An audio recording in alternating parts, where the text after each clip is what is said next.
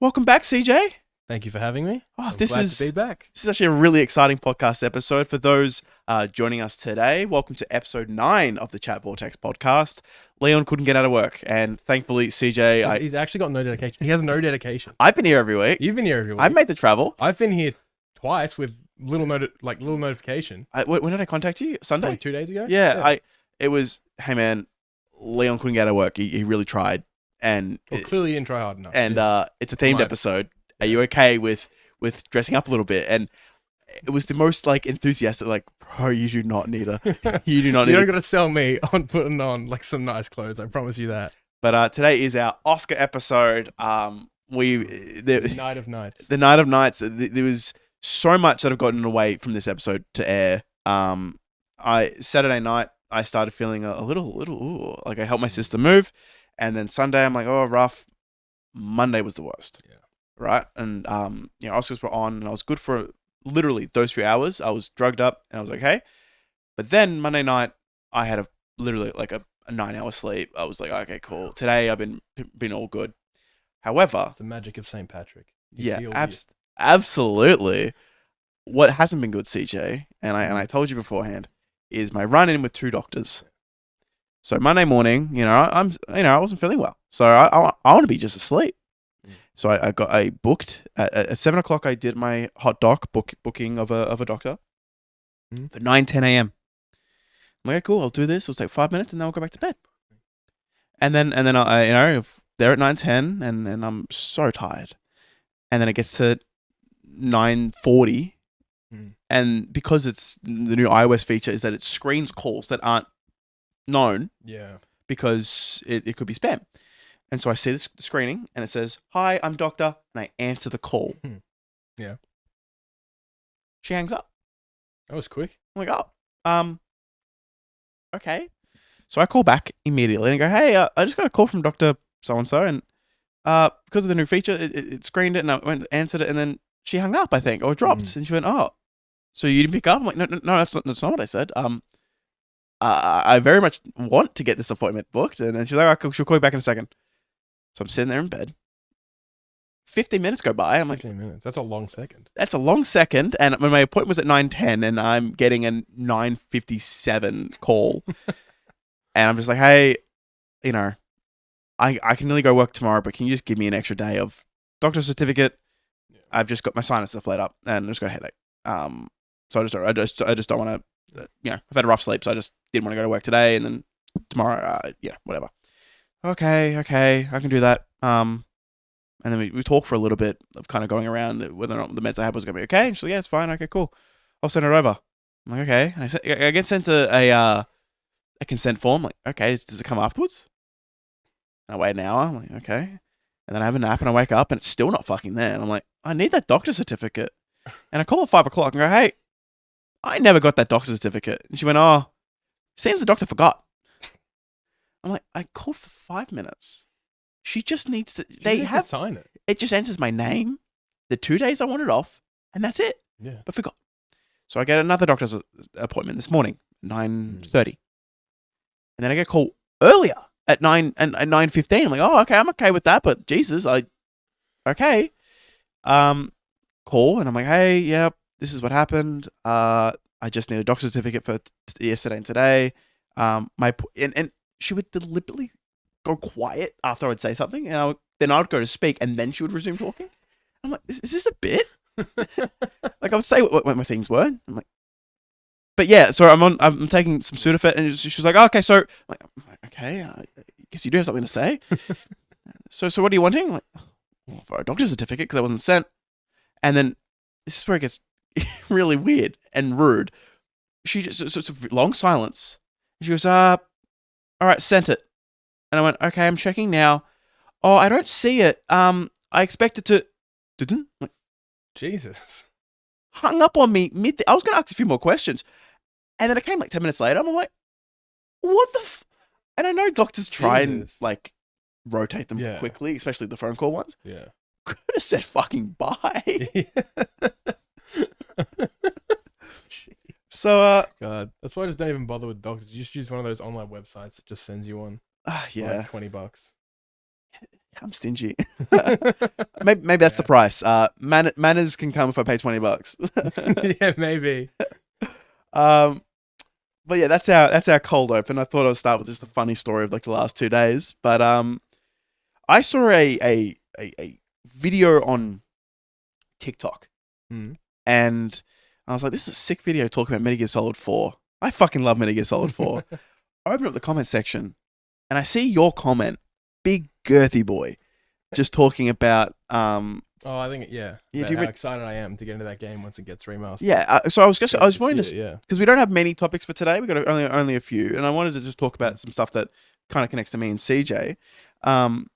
Do you have a history with Metal Gear or not really? I just played the first one. Well, not the first Metal Gear Solid. Yeah, I played that for the first time about 4 or 5 months ago. Yeah, and really enjoyed it. And I've got the the remastered collection of the first 3 Solid games and the original 2 Metal Gear games. And I just played it. I really loved it. And I'm just really looking forward to playing through the rest of them. And I'm especially looking forward to Metal Gear Solid 4 just because I know you love that game so much. Yeah. And also, I just think it's really funny that it has a 90-minute long cutscene at the end. Yeah. And so, yeah, I'm just excited to get into that game. Do you know anything about it at all besides 90-minute cutscene? All I know is it basically predicted what's happening right now. Yeah. I don't know how, I don't know why, but I know that's what happened. Have I told you the story of Metal Gear 4 with me or at all? Or? Bits and pieces. So, but I don't ever think the whole story. Metal Gear Solid 4 is a very, very adult game. Very mature, right? Yeah. And I remember my dad, we didn't have a lot of money growing up, but we got a PS3 in like 2008, like late 2008. So it'd been out for a little bit by then. Yeah. But I get PS3. I'm like, oh, this is sick. I had conflict. I think it was Denied Ops or whatever it was. I'm like, oh, this is sick. This is, my first proper shooter that isn't like Lego or whatever it be. And I'm 7 at the time. Don't be dissing Lego Star Wars. Those shooting galleries are crazy. But then the first proper story game I ever got into, right, as a 7-year-old, was Metal Gear Solid 4. And now controls, I was already useless. In conflict, it had the strongest auto aim I've ever seen in a game. And I picked a 100-round LMG. It was co-op with my dad. So my dad would do most of it, and I would just tap the left trigger and hold right trigger and like... Yeah. And it was hilarious. A great time. Metal Gear Solid 4, you had to hold a button to aim, then hold a button to pre-fire, and then a button to... It's a really complex shooting... Granted, it's been 20 years. So my memory of it, I just remember as a 6-year-old, 7-year-old, this was so difficult, and every button had every movement had a button. But my dad did most of the playing, and I was like the Cortana. I'd be like going, okay, Dad. Because my dad refuses to look at maps. Ever. And he'd be like, I don't know where to go. I'm like, well, Dad, the map says to go here.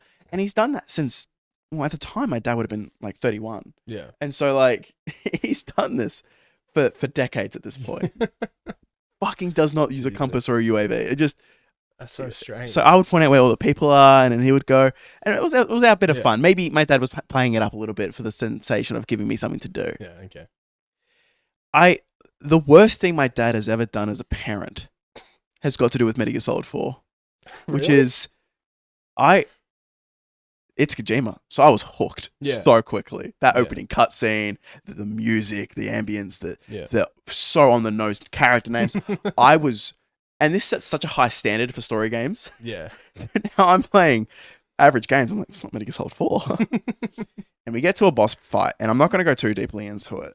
But it goes really, really dark. And it starts off, and she's doing some creepy ass shit. And my dad goes, nope, skips. I gave the most high pitched squeal and borderline tantrum. I'm like, Dad, what are you doing?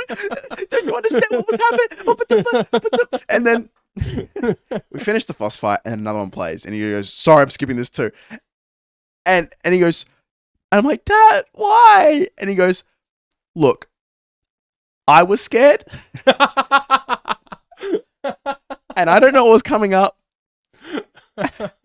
So I just thought to skip it. And he's not a cutscene guy, but I was. Yeah. And so for him, he's like, I don't even want to watch the cutscenes. I just want to play the gameplay and the stealth. Yeah. He was a Splinter Cell man. And And I just remember that was the most visceral negative reaction I've ever had to something. And I've held that. And I was like, Dad, I'm still not over this. I still haven't finished that cutscene. I still haven't seen it. Haven't even like looked it up. I think I did back in 2020. Like I had a look at how bad it was, and I don't think it was even that bad. But it was. I just got just the type of body horror it was. It was like that just seems like the stuff that a kid would have nightmares about. I just had to skip it, and I'm like, but the rest of the game. And he's like, yeah. I was on the way to the footy on Thursday. I was telling my dad this story because I knew you would be on, right? Talk about the footy, bro. And we're not talking about the footy. I know last week and the week before we said we were doing footy segments, but we're both miserable. He's an Essendon supporter. I'm a Carlton supporter. We both had bad weeks. We're not talking about it. Bad weekend. But on the train, I was telling my dad this story, and I was like, oh, jeez. Oh, man, I don't know even if you should have been playing that game. And I went, it was awesome. He goes, yeah, but... And he was having second doubts about even showing me. And I'm like, yeah, but it's a core memory. So when you finish, I look forward to hearing your thoughts. I look forward to trying to pick out the part your dad skipped. I'm going to screen record it and send it to you when I get to it. Yeah. So you can finally watch it. And have a nightmare. Yeah, hopefully. But in other news, Jujutsu Kaisen episode 10. Jujutsu Kaisen episode 10. Holy shit. I want to hear your thoughts. My main thought is making me beat the allegations, bro. He finally did it. It only took him 2.5 seasons. Yeah. But he expanded that domain like nobody's business. He got it done. Yeah. He got it done. Under pressure. Under pressure, exactly. Right? He used two what's it called? Is it maximum? What is it? Elephant? He used two of them. Two of them. I forgot the full name. Elephant, whatever. Yeah. He used two of them, right? Uses a lot of his cursed energy. Yeah, exactly. And I was about to say chakra for a second. Oh, geez, I'm a LARPer.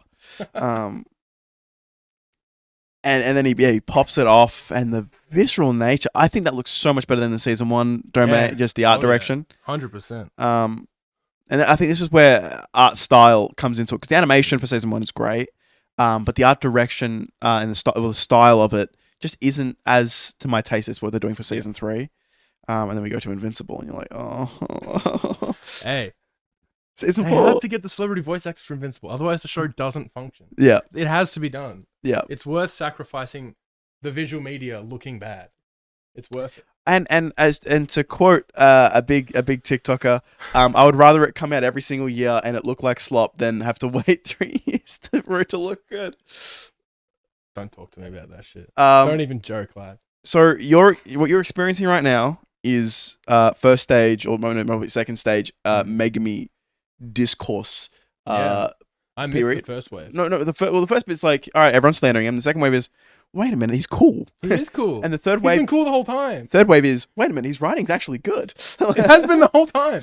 And then the unfortunate truth is, it does not get better in terms of just he keeps being cool. He just and it's just. I'm happy with that. And then still the slander. Like I saw more slander coming out. I'm like, it was sick it was so sick in that episode. Yeah, it was going off chops, mate. Twitter was going off about how amazing the individual, like the boards were for the characterization. When you take a character who his fight style does not match his technique. His technique is meant to be from afar. Uses his summons. He does all the attacks for him. Yeah. Megami is a UFC brawler. His favorite position to be in is up close and personal. He's up close and personal in a grapple. Yeah. 100%. And then as soon as he starts losing the grapple, Frog comes in, grabs him out, and then grabs the other guy and goes, back in. Cool, give me a second. All right, let's go back to the grapple. Yeah, exactly. And I think that is obviously all this is in the manga, but I love how we get to sit in it in the anime and just kind of the versatility of his kit along with his fighting style. And it's like, oh, okay, this is generally sick. It's the animation when like everyone, especially in this episode, the way they all moved as they were fighting was so clean. Really nice. What did you think of Takaba? I loved him. He was great. That one shot where it was like a kid's like stick figure drawing, that was my favorite shot in the episode. That was so funny. So couldn't get enough of him. There's a very like everyone's been waiting for him to be added to the anime because people are like, oh, is he gonna get hated? He's gonna be loved. I adore him. So funny. I loved it. And a bunch of people. And the way he was as well, the way he moved was so good. Yeah. It was so great. So like fluid. I think he must be so cartoony. Yeah. Fantastic. like he has to be like the people's like when people are getting like brought onto the episode, they got to go dibs. I want to do him. Yeah. And I just a lot of people going, hey, did they mistranslate his joke? Because I don't really find it funny. Like you could be my wife. I don't get it. And it's like that's the joke. The joke is that it's a stupid joke. Yeah. He just says a punchline towards the joke that had no setup. Yeah, it's great. And it's just fucking. Oh, I love it. Those are the best kinds of jokes. Yeah. Because they piss off. I love making those jokes. I just rage bang the fuck out of my friends with them. Yeah. I've been doing that for years. You know, Yeah. for years. I've been just jokes only for me. Yeah. I am my target audience. Yeah. I do everything I do for me. I don't give a shit about anyone else. Yeah. Which is funny because then if I ever do that, your reaction is they're just staying. I go, like, Hey, well, it's not funny when you do it. It's funny when I do it. I'll be sitting there with this shit-eating grin, and you'd be like, oh, I didn't realize I was meant to laugh at that. Because it's not funny. And I'd be like, but I'm enjoying it. And then you go on a Okay, whole... but you're not my target audience. I'm my target audience. I don't give a shit if you laugh. But yeah, this episode, it's funny because anime typically, they'll have like high priority episodes, low priority episodes. When you're watching, if you ever watch Naruto, which I implore you to read it, I really implore you to read it. It is generally, it's all my issues are in the anime, and it'd be funny, right? The most notable example is there's a section in a forest early in OG Naruto, and you watch 4 episodes back to back, and you're like, I remember turning to Leon and going, Leon, this is bad. Like the animation, like I bet he loved that. No, he understands. He every single time I complained, he goes, I said the same thing back in 2008. I said the same thing back in 2016. So he had every single complaint I had, he had as well, right? Yeah. And like there's an episode where like Sakura and Sasuke's model are just completely off model, and it's like I can't take this seriously. That like this is a joke. And as it got worse and worse, I realized, oh wait a minute, it's been 4 episodes of this. It's because filler arc. These are low priority. This is just talking. You're not even filler, right? Yeah. It's just low priority canon. And then you get to the canon episodes, and there's a fight with Sasuke, and I'm like, fuck, that was so good. It's so raw. They're hand to hand. You're like, oh my god. Yeah. That was 20 minutes of pure action the whole way through, right? Like better than anything in Invincible, like from a technique, like from ability wise. Yeah. Just to give you perspective of like how much of a large jump. I mean, to be fair, better than anything in Invincible. Okay, but even like when you go from Conquest fight or go to Mark versus Omni-Man, right? And then you get this, and you're like, oh jeez, this is unreal. And then you go back to like low priority, right? Go to JJK season 3, and every episode's like, wait, who's on board this episode? And you're looking at the staff list, and I know you wouldn't know many of these names. You sent it through, what, 2 hours I was more so sending it for the number of people working on the next episode. 45 fucking, I think, second keyframe artists or wherever it is. Yeah. Is next week the last week before the break? No. Next week is 11, which is going to be good. Yeah. It's going to be good. And then next episode will be... Yeah, the next episode. Which, and that's before the break. That's the break. And then I saw a bunch of people confused. Oh, it got delayed to January season of 2027. I'm like, we're in March going into April with the end of the season. This was, there have been longer breaks before. The best case scenario was November, right? Yeah. But the thing is though, then I think whoever the channel they air on said we don't have a spot in our television programming in November or whatever it be, or in that window. Yeah. So it has to go on the next one, which is January, which is the same one this is in, right? Yeah. And if you're telling me I'm going to get JJK episodes annually, 12 episodes, or rumor has it the next one might be longer, and at this quality, okay, now we need to talk about Invincible, because what the fuck? Well, now, to be fair, have people been checking up on those animators at Mappa? They've gotten better. They've gotten a lot better. They actually pay like they actually pay them money. No. So, instead of exposure from the 2020 days of the first Attack on Titan, part 1 of season 4, that was probably the worst production schedule in Mappa history, because they had Attack on Titan, Chainsaw Man, and Chainsaw Man at the same and time, Vinland, right? And Vinland, fucking hell. And they had a few other ones sprinkled around, but they had different teams working on different things, and so sometimes people might bounce around from different teams. The reason why Attack on Titan was so bad is Wit went to the very end of their talks and went, we're just not doing it. We can't make that release date of 2020. And they went, fine, Mappa, can you do it? Yeah. He went, cool, you got 9 months to animate. That's what the executive said. The 16 executive said, episodes. "Fuck, yes, we can." And then the animators made that noise. And so they got it done in 9 months. And like, oh, by the way, do you know how long it took? Because they also did JJK Zero in 2020, right? The movie. How, you think that looked good?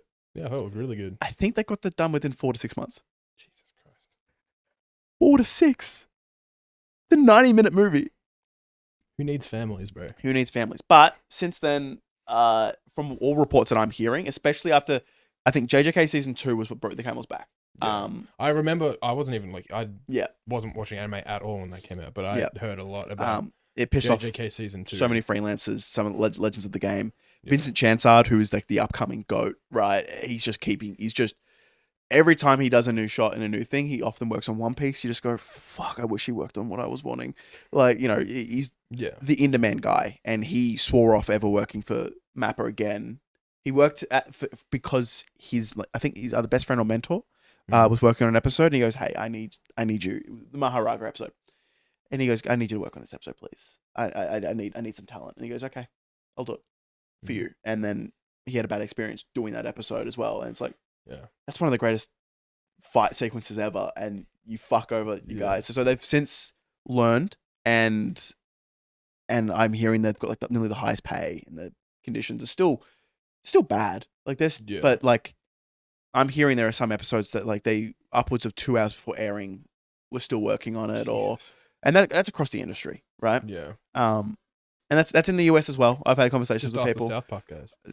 Yeah, right. Which is, I know it's a bit different situation. It's a bit humorous, right? But Spider-Verse, they were in a 6-month crunch. They were releasing updates to the movie in theaters. Yeah. I forgot about that. They would too. Yeah, and I remember like, remember when that was happening and people were trying to be like, it's an alternate universe thing. It's like, no, they're just crunching people till they die. That's what. They're doing. Like this is the animation wasn't finished, and all sound effects wasn't probably mixed and everything. But I'm generally, we've got 2 episodes left.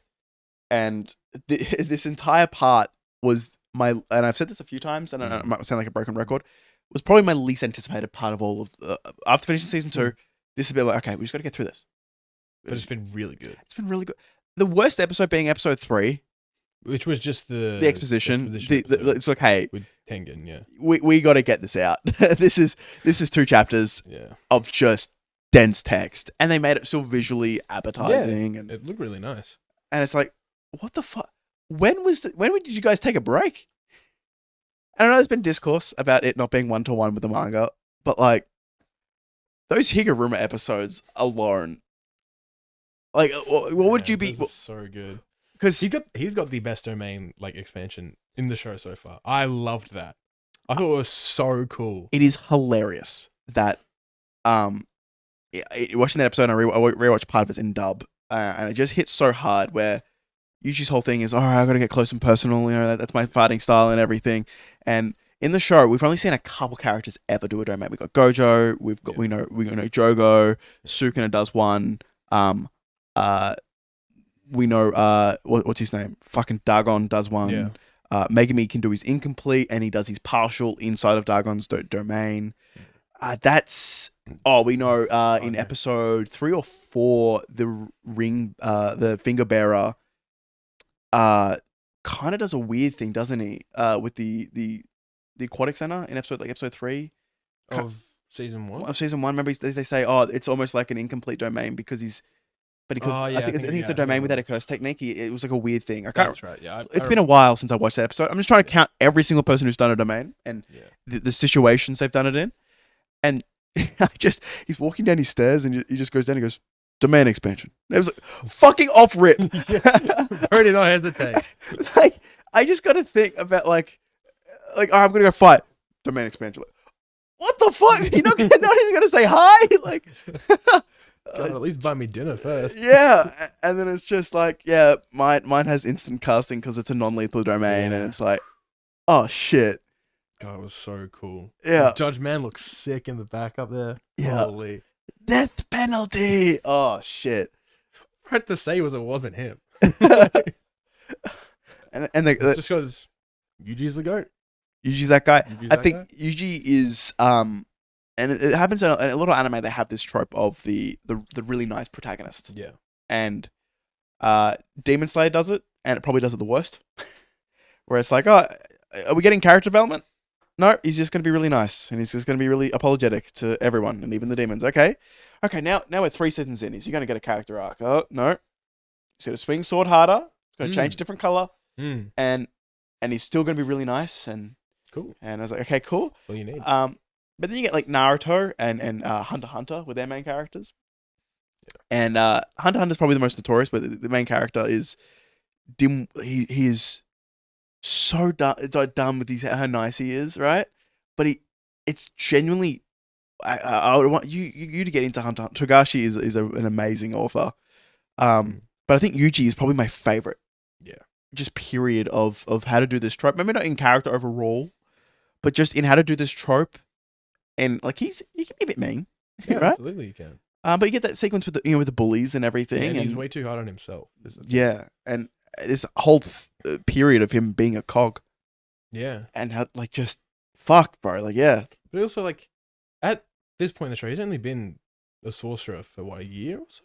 Nah, I think it's Not 7 even? months. Yeah, I think and it's he's 7 like months. he's got 15 fucking fingers of Sukuna in him. Like, Yeah, he's doing pretty well. All things Yeah. considered. Like, and like what Gojo's just been sealed as of like what 2 weeks ago? No, it's the 13th. So yeah, about 2 weeks. yeah, it's not been long. And Nanami's gone. Poor Nobara. I'm actually gonna start crying. Mark Bring up Nanami and Nobara, bro. Marky was burnt to a crisp, and like Yeah, fuck. like for a period he probably didn't know the status of that, and just Shibuya arc was so good. yeah, Take me back. Toto got fucking hurt. Oh man, I forgot about that. Boogie Woogie is gone. Oh, and then like Brutal, man. and then everything. Yeah, he's just like just everything. He's worrying about Megami and everything. He's so worried about others. Like it's He's such a sweetheart. yeah. He's the best. I'm really happy. Do you have anything else you want to mention with JJK? Because I've got no criticism. This has just been fun. I've not really got much to add, honestly. It's just as someone who's not read the manga, I got no idea what's coming. I'm really looking forward to. What do you think about Reggie Star? I forget who that is. To be honest with you. The guy with the receipts. Oh, That's his name. Reggie Star is his name. Yeah. All right. Because register.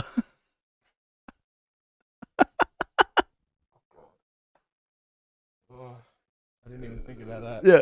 His name is Register. Okay. Yeah. Jesus. Peak cinema. What can I say? Yeah. Absolute cinema. Yeah. I did.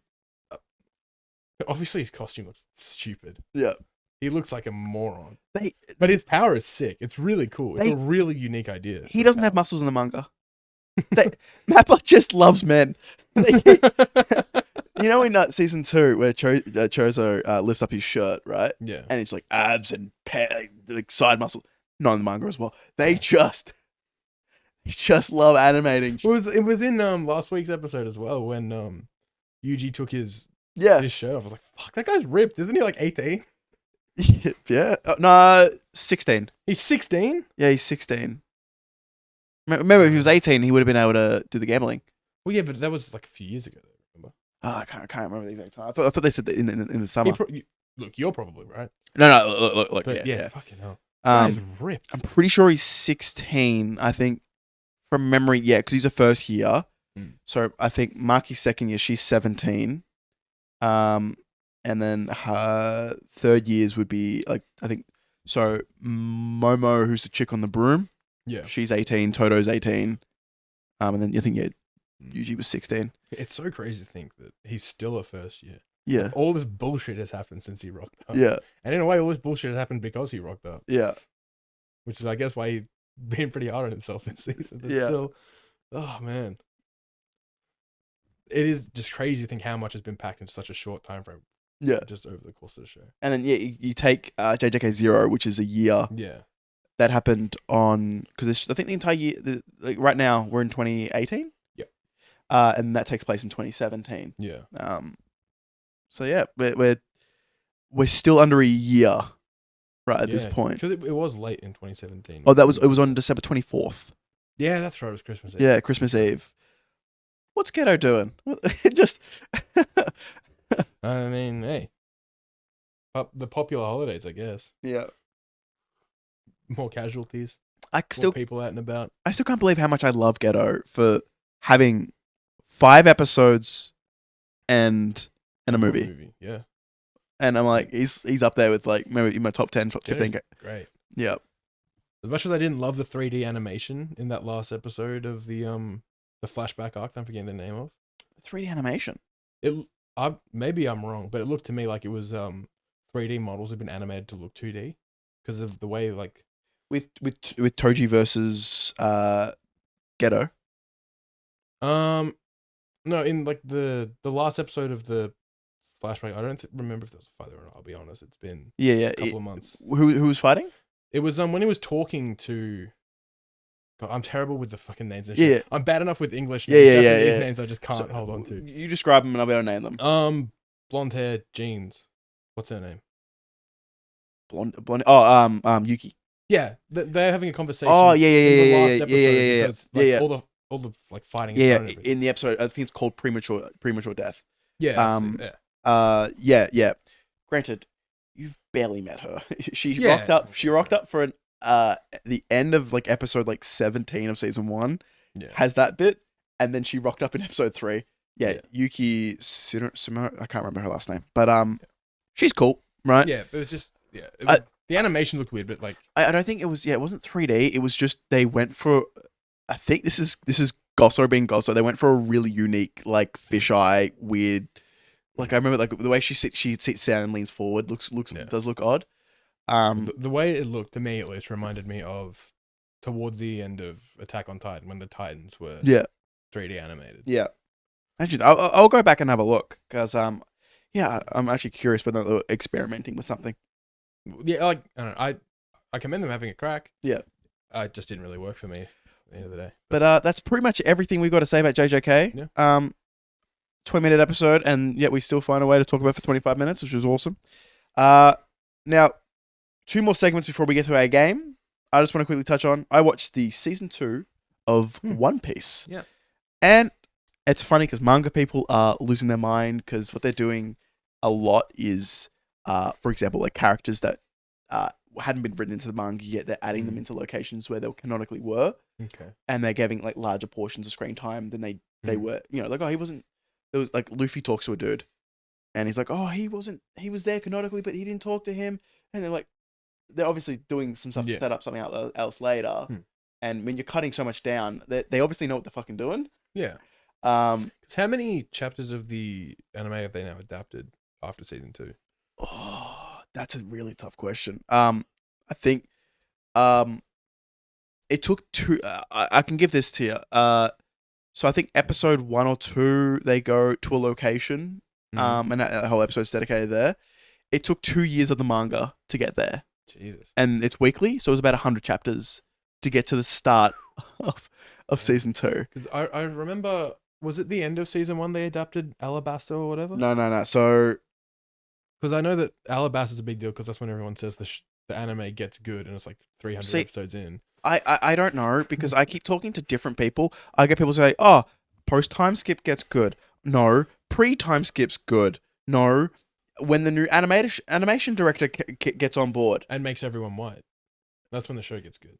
When everyone's white, all of a sudden. That's post time skip. Yeah, and granted, they were pretty white to begin with, and you go, "Oh, how are they in the manga?" Oh my god, Oda. Like, this guy's like Somalian. What are you doing? And and it's just, yeah. Because one of the big things I did hear about the new season of the Netflix One Piece was there was a character inspired by like soul music, whatever, and people were like, "Why is he black?" Come on, gang. He has a giant afro. What's his name? Brooke. I think his name's Brooke. Because later on. Do you care about spoilers? He's probably not. I don't know if I don't think it is a spoiler. It's just he has a skull face. Yeah, I did know. I already knew that. Yeah, and yeah, he's clearly inspired by like and I don't understand. Like he's the most black-coded character of all time. And also let's say if he wasn't right. Let's say, you know, not even in the anime if he was white, but like let's say there was some link to white music, but it's like. Who cares?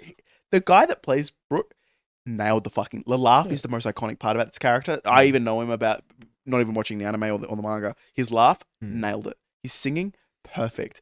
His actual charm and on character. He has like a couple lines of dialogue. And I'm like, I fucking dig this guy.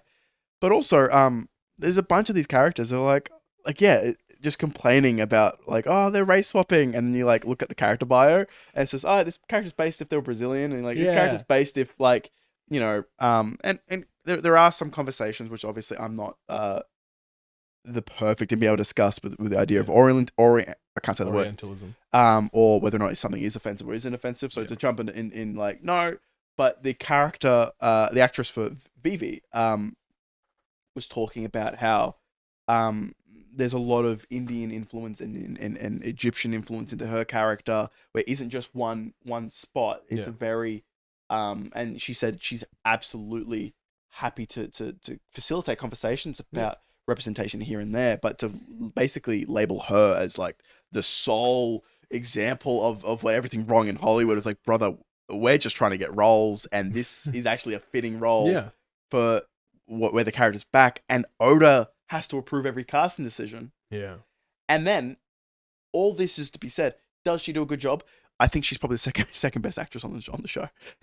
Nami being probably I think it's Emily Rudd. She gives probably the best performance. She's orange hair. Yeah.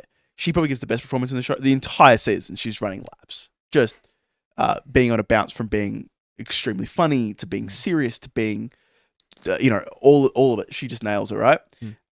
And then this actress just nails what she needs to do, right? Overall, I thought it was good. I'm sitting at like a 7, right? Yeah. I think there's some people blowing it to be, like a 9, or like, some people going, it's a 4 because I'm like, it's okay. It's a Netflix fantasy show, so you can kind of tell. Not going to look the best, but it's also not going to look horrible. Yeah, it does a thing. Granted, this might be. I did see a clip on Twitter of it. I think the caption was, "This is just Netflix One Piece casually bludgeoning the 180 rule to death." Which, granted, I saw Mother's Basement did a tweet. It's like, guys, it's off by a couple degrees, and it's what happens when you film on set in 2 different locations, filming on set. Yeah, and I'm like, you know what? You kind of got me there. You kind of shut me the fuck up, because like they just like flipped a shot. Oh no, the type of shot it was, I don't think you could because of the geography of the location. Yeah, so they shot on location for both, and it's like, fuck, I can't really get angry because they actually did shoot on a boat. And they did shoot in South Africa, and they did shoot. Okay, and like some people are like, oh, some of the action sequences look dull, or they do this or this. And it's like, yeah, but they're all stunts. They're all real. They're all in camera. And with so many, because we watch Fantastic Four, when we look at Mr. Fantastic use his abilities like twice, and you're like, oh great. And then we watch Luffy, and he uses them constantly. And granted, I think anime people are like, oh, why can't he use them more? And I go, like, I can actually hear that he should be using them more.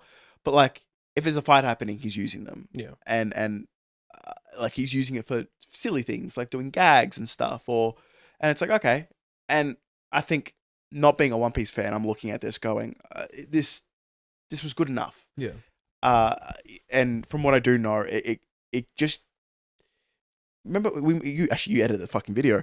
The video about the pipeline to getting into manga, right? Yeah. I'm watching this and I'm like, yeah, I'm enjoying it, right? And I'm able to watch it where Sanji, who's one of the main characters, the chef in the anime. Is he green hair? No, that's Zoro. He's the racist one. Not actually racist, it's just slander, because all of his notable wins are against the only people of color in the series.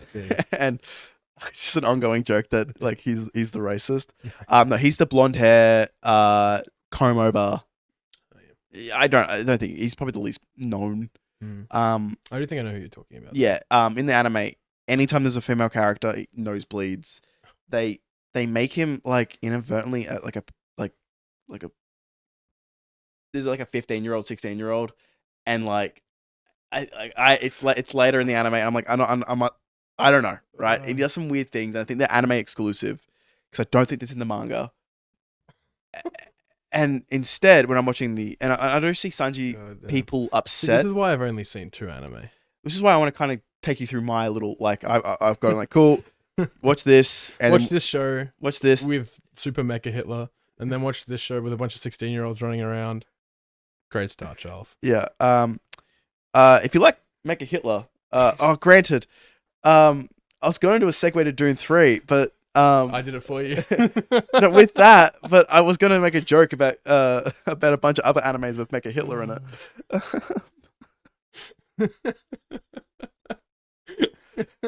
God damn. All right, to sum up my thoughts, I'm enjoying it. There's some arcs that are coming up that I'm actually really excited for how they do it. They handle giants really well. Like, giants are just interacting with the main cast. I'm like, oh, sweet. And then the action sequences with the giants, you're like, and they're like genuine giants. Not even like they're like Godzilla, like big. Damn. And they're in dialogue sequences, in action sequences for this episode. And later on, there are a lot of characters who are just that big. The scale of One Piece, they're main characters. And there's a whole arc. And I only know one thing from it. And it's one panel of Luffy and 4 giant-sized characters. But they're like the main villains or something. And they've got all like fire designs. And it's like they have to storm like a marine base. And I'm like, okay, how the fuck does Luffy win it? I'm staring at 4 aura characters that I hear are all powerful, all like, I'm like, doesn't that guy travel at light speed? What the fuck? and apparently it's like the arc of One Piece. And I'm like, cool. I want to read it so I can read the manga and then have a different perspective. But but it's only 700 chapters in.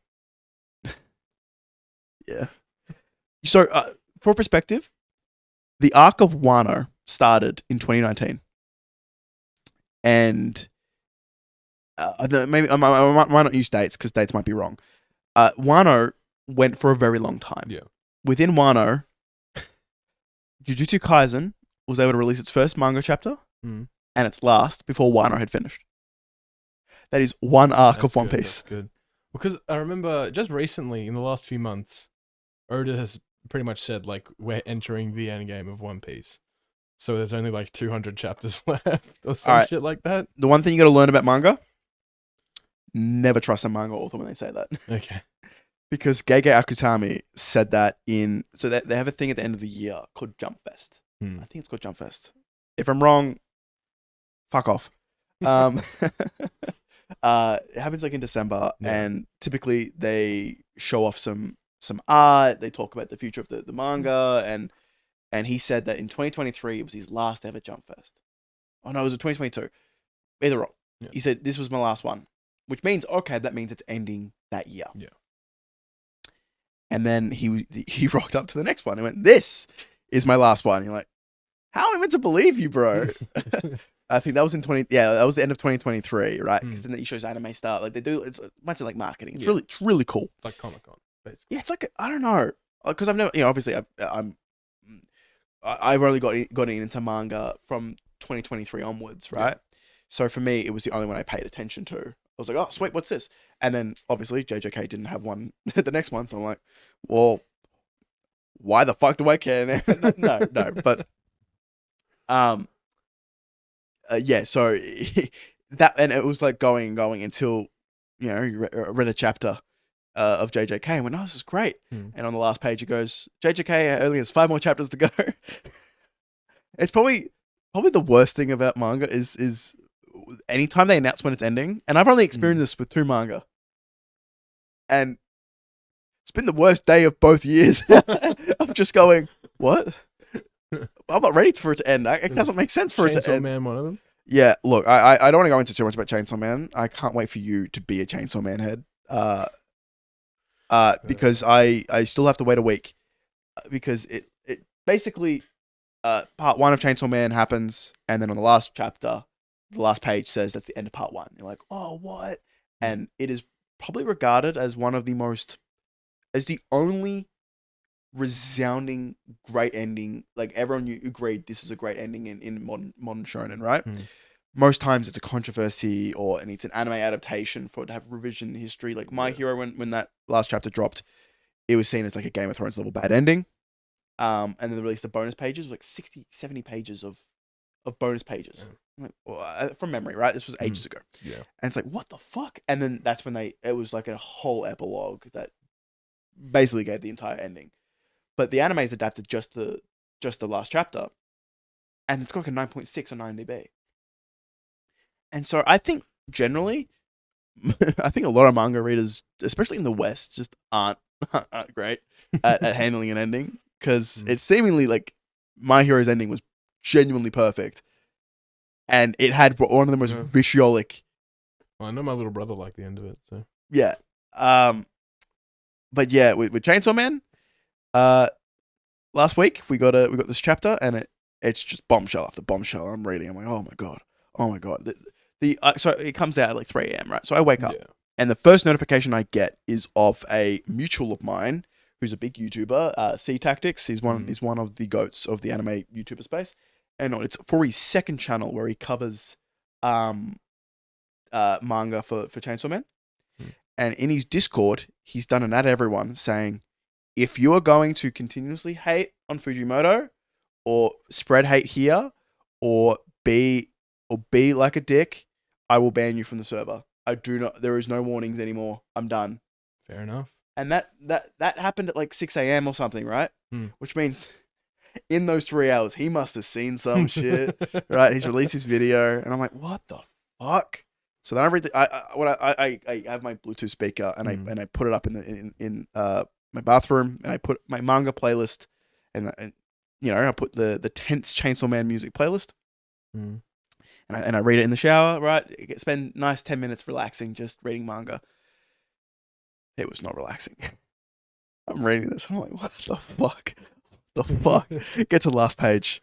Chainsaw Man is ending with the next chapter. Next week's break week. I'm like, last panel is a direct just like, this is fuck you. And I'm like, Fujimoto, I'm your biggest defender, but this feels personal. And it was a fire chapter. It's great, right?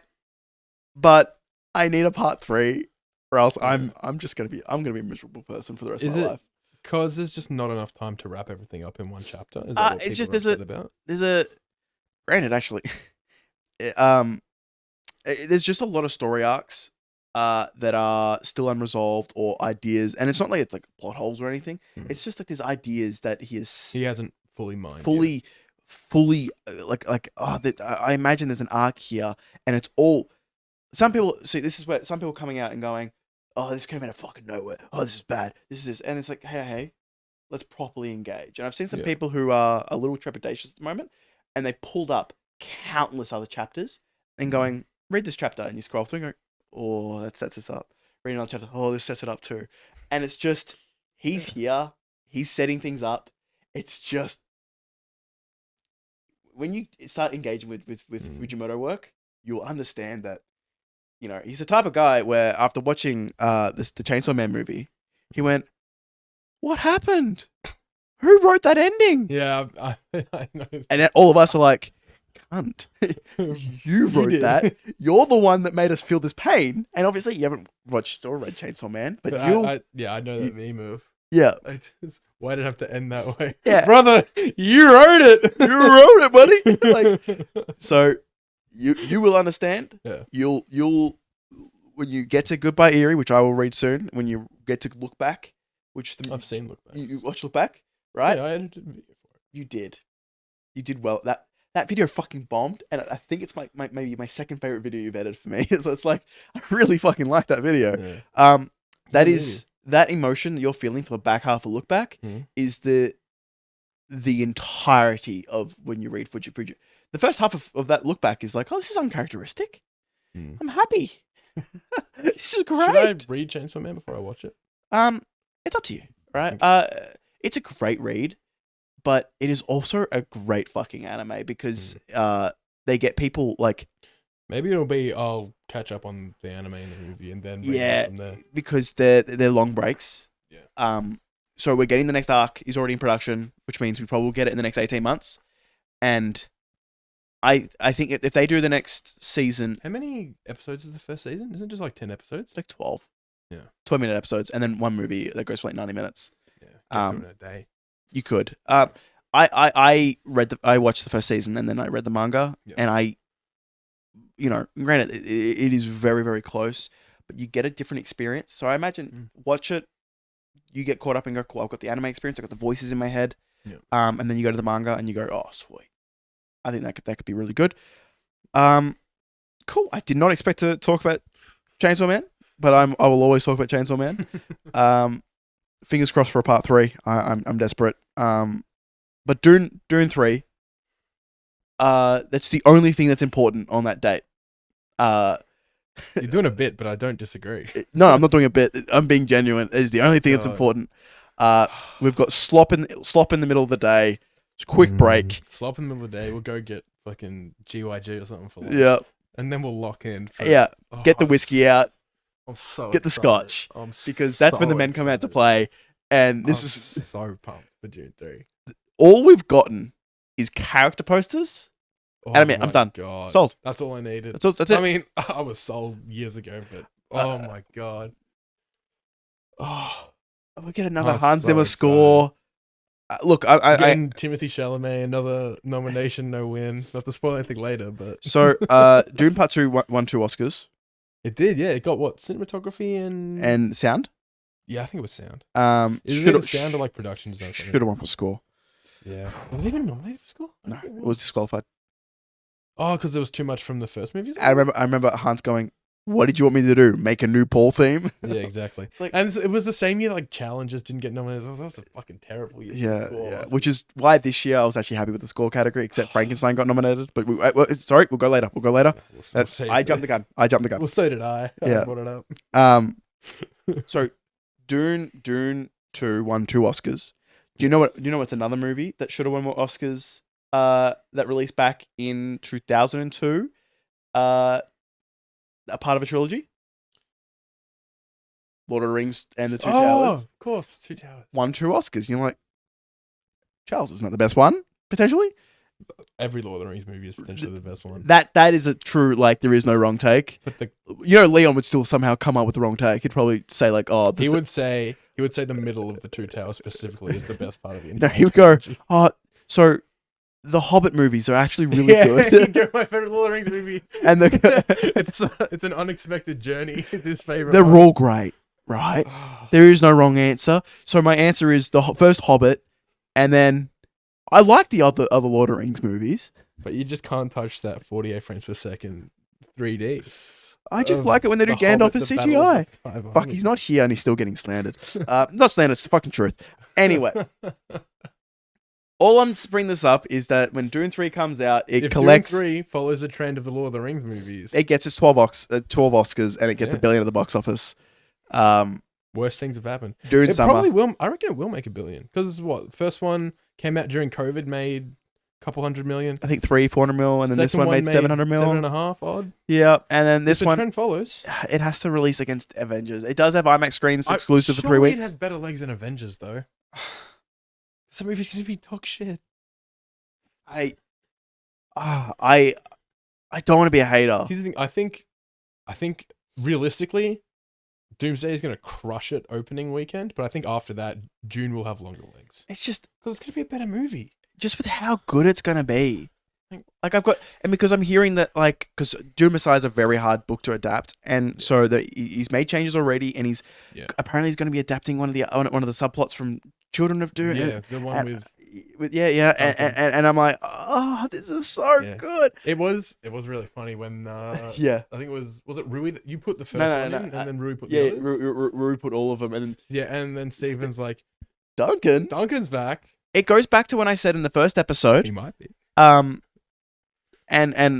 also, so this goes back to my tweet that you said that I was subtweeting a friend of, right? No. So for reference, there was a tweet and it was saying that when your friends send you something and you have to, like, either fake excitement or go, hey, I saw that 3 days. 3 days ago or fucking ages ago, Yeah. because you're on Twitter and you know about it.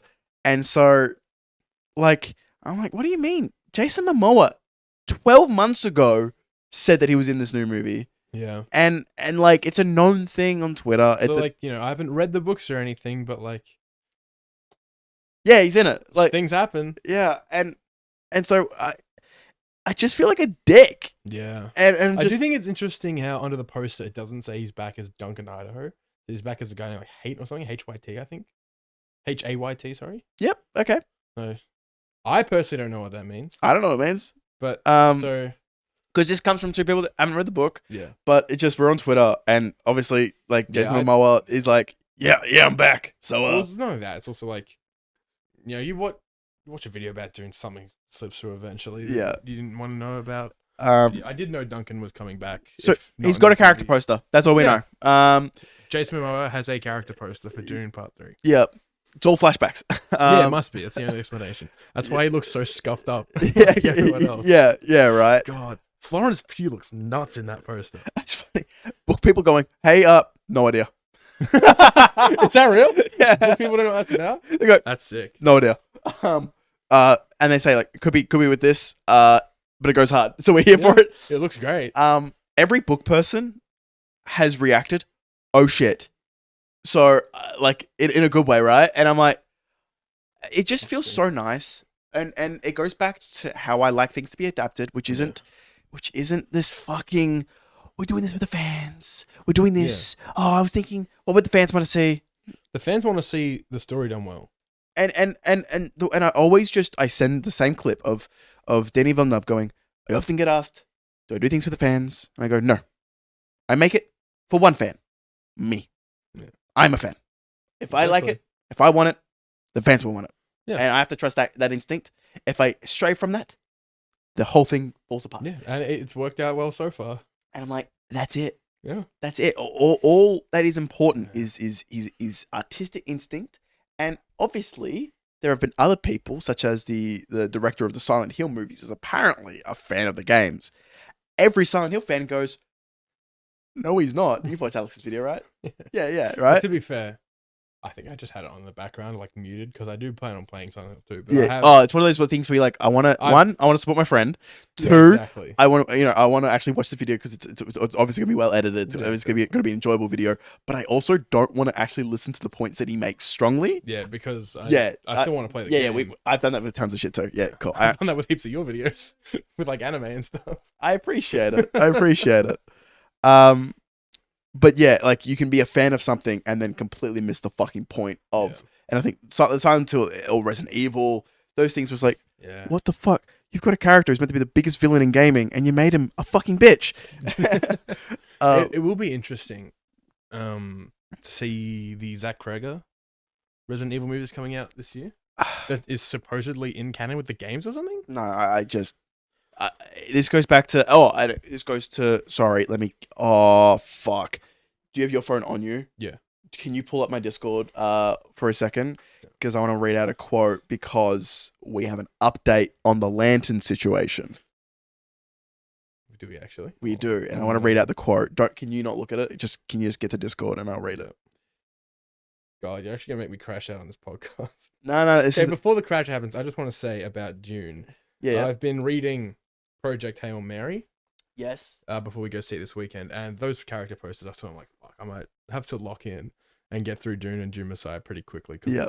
I would, especially knowing that Dune Messiah is hard to adapt, and already, like, they changed stuff with Chani at the end of part 2. It's going to be a very different experience from the book. I would like to have read that before we go see.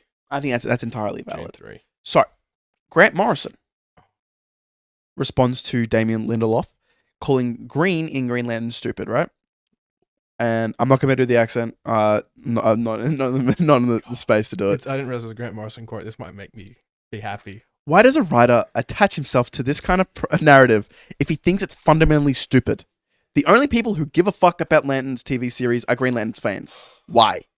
Give me 1 second. I want to see if I can get because that's one part of the quote. And that's why Grant Morrison is the greatest person. The show might be even good, but how much better could it be? This stuff be if studios were willing to hire the right people for the job instead of phoning their embarrassed friends to water down the source material? I think there's more, but that alone. I love Grant Morrison so much. They nailed it, right? It's like, especially knowing that like they do know James Gunn, and James Gunn's gonna hear that. That just makes me so happy. Yeah, I want to live on the universe where every single DC project isn't co-written by an ex-CIA guy. Yeah, that'd be cool. And was instead Grant, because It's Grant, Oh. right? Yeah, Matt. Like honestly, Grant Morrison would probably never commit themselves that much to like a job that would stop them from doing What they like love. other stuff Yeah. so much. But a Right? universe front by Grant Morrison would be the greatest thing Yeah, in the world. and I'll read the You know, actually, speaking of Green Lantern, Yeah. today, Mum needed me to order something on Amazon while I was there. I'd just been paid this morning for a video I did, and while I was there, I saw in my recent searches the Jeff Johns Green Lantern Omnibus Volume 1. I was like, fuck, I just couldn't help myself. Yeah. I'm so excited. It's one of those to read situations where horrible guy. Fuck, this is an important book. that. Yeah, I know. I know. Yeah.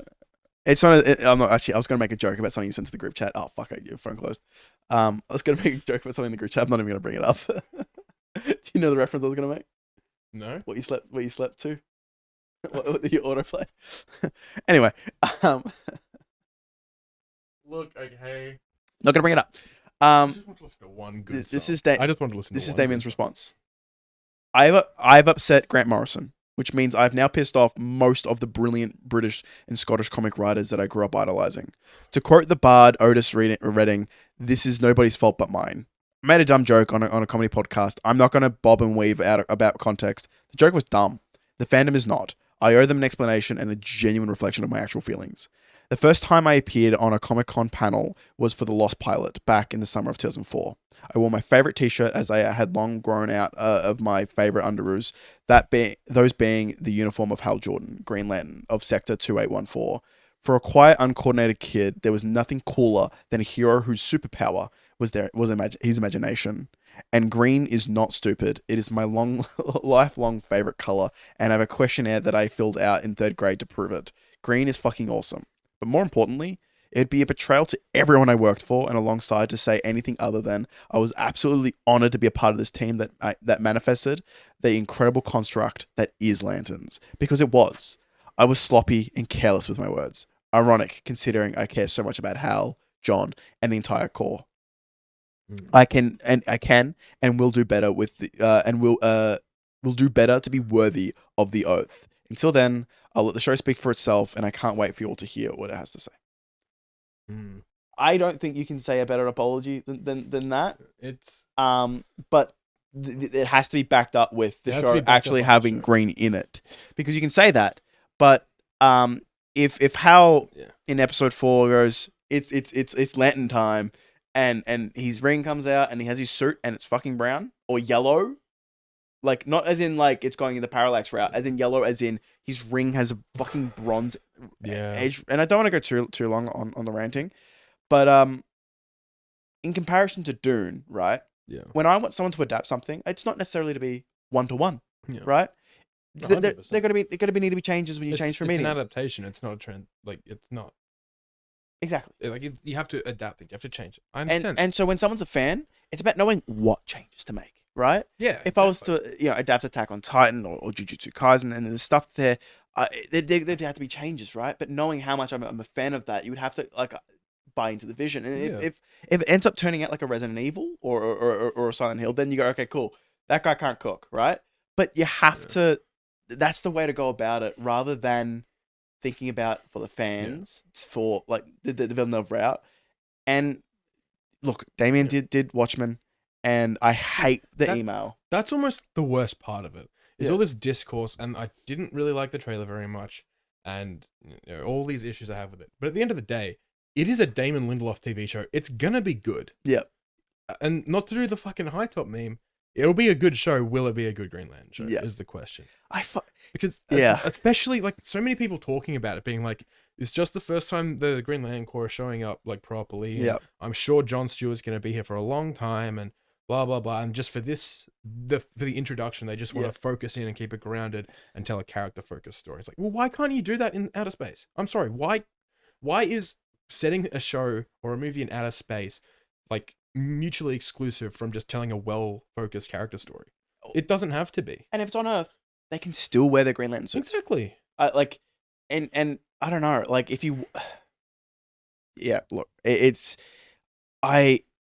I think a lot of comic book fans are really, really just hating the idea of going back to the era where we have to change things because, they might think this is not cool. Like, that was the most disappointing part of the trailer for me is I was especially after 2011 Green Lantern, which I only watched for the first time after the trailer came Really? out. It was the first time? I thought it was a rewatch. I'd never seen it before. Okay. And it was bad. I was going to do a revisionist history, like, and you loved it, right? Yeah, well, that's the thing. That's why I watched it, because Yeah. the trailer came out and people already putting a fucking poster of that movie with like the whole core and going, All this we LARPing. didn't know how good we had it. And I was like, okay, Yeah. if we're going to do revisionist history on Green Lantern 2011 and I'm going to be on the side of we're not doing this, I need to have actually seen the movie so I can make sure that we're not doing this. And I watched the movie, and it was bad. But the worst part is, right, all these LARPers and all that kind of stuff, it means my contrarian take of the suit's not that bad now feels like I'm doing a revisionist history. Well, that's the thing. It's the the suit, mask. It's the mask. And it's the fact that it's all CGI. Yeah. But it's also, it's okay, is the thing. No, I would prefer the dark green be black. I Yeah, prefer the gloves be white. Let's, granted, I'm not actually, I don't need the gloves to be white. I do.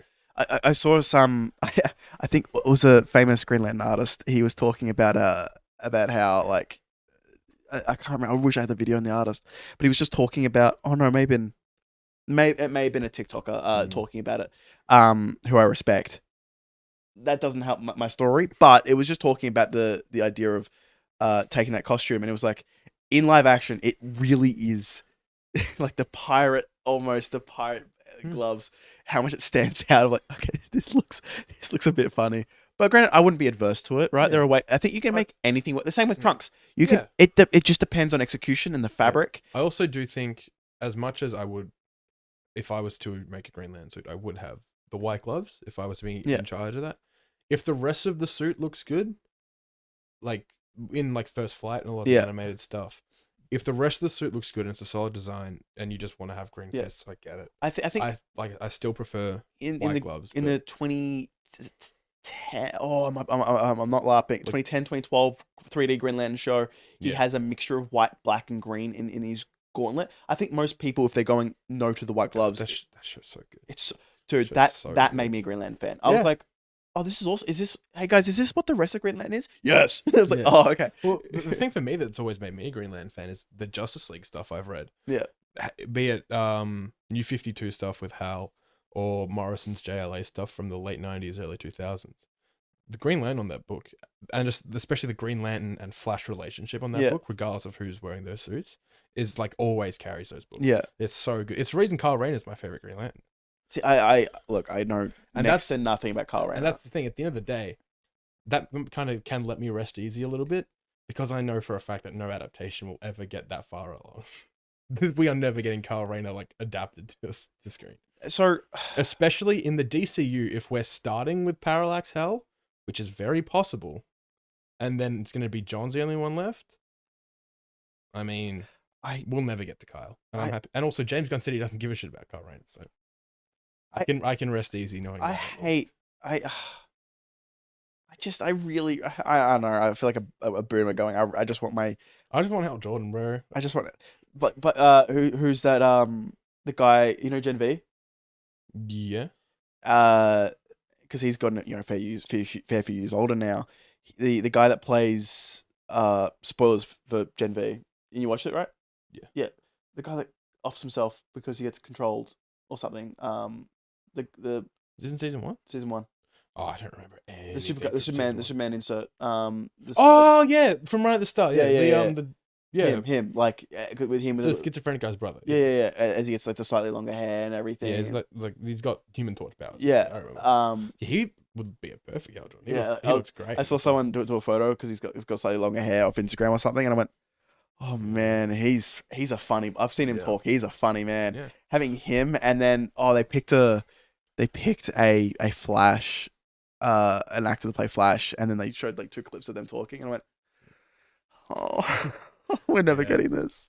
Yeah, it's gonna be so long till we get a Flash in the DCU as well. And also, if they're doing old man Hal, well, the thing is, I'm not fully opposed to Hal being older off rip, but I don't like him being Parallax off rip.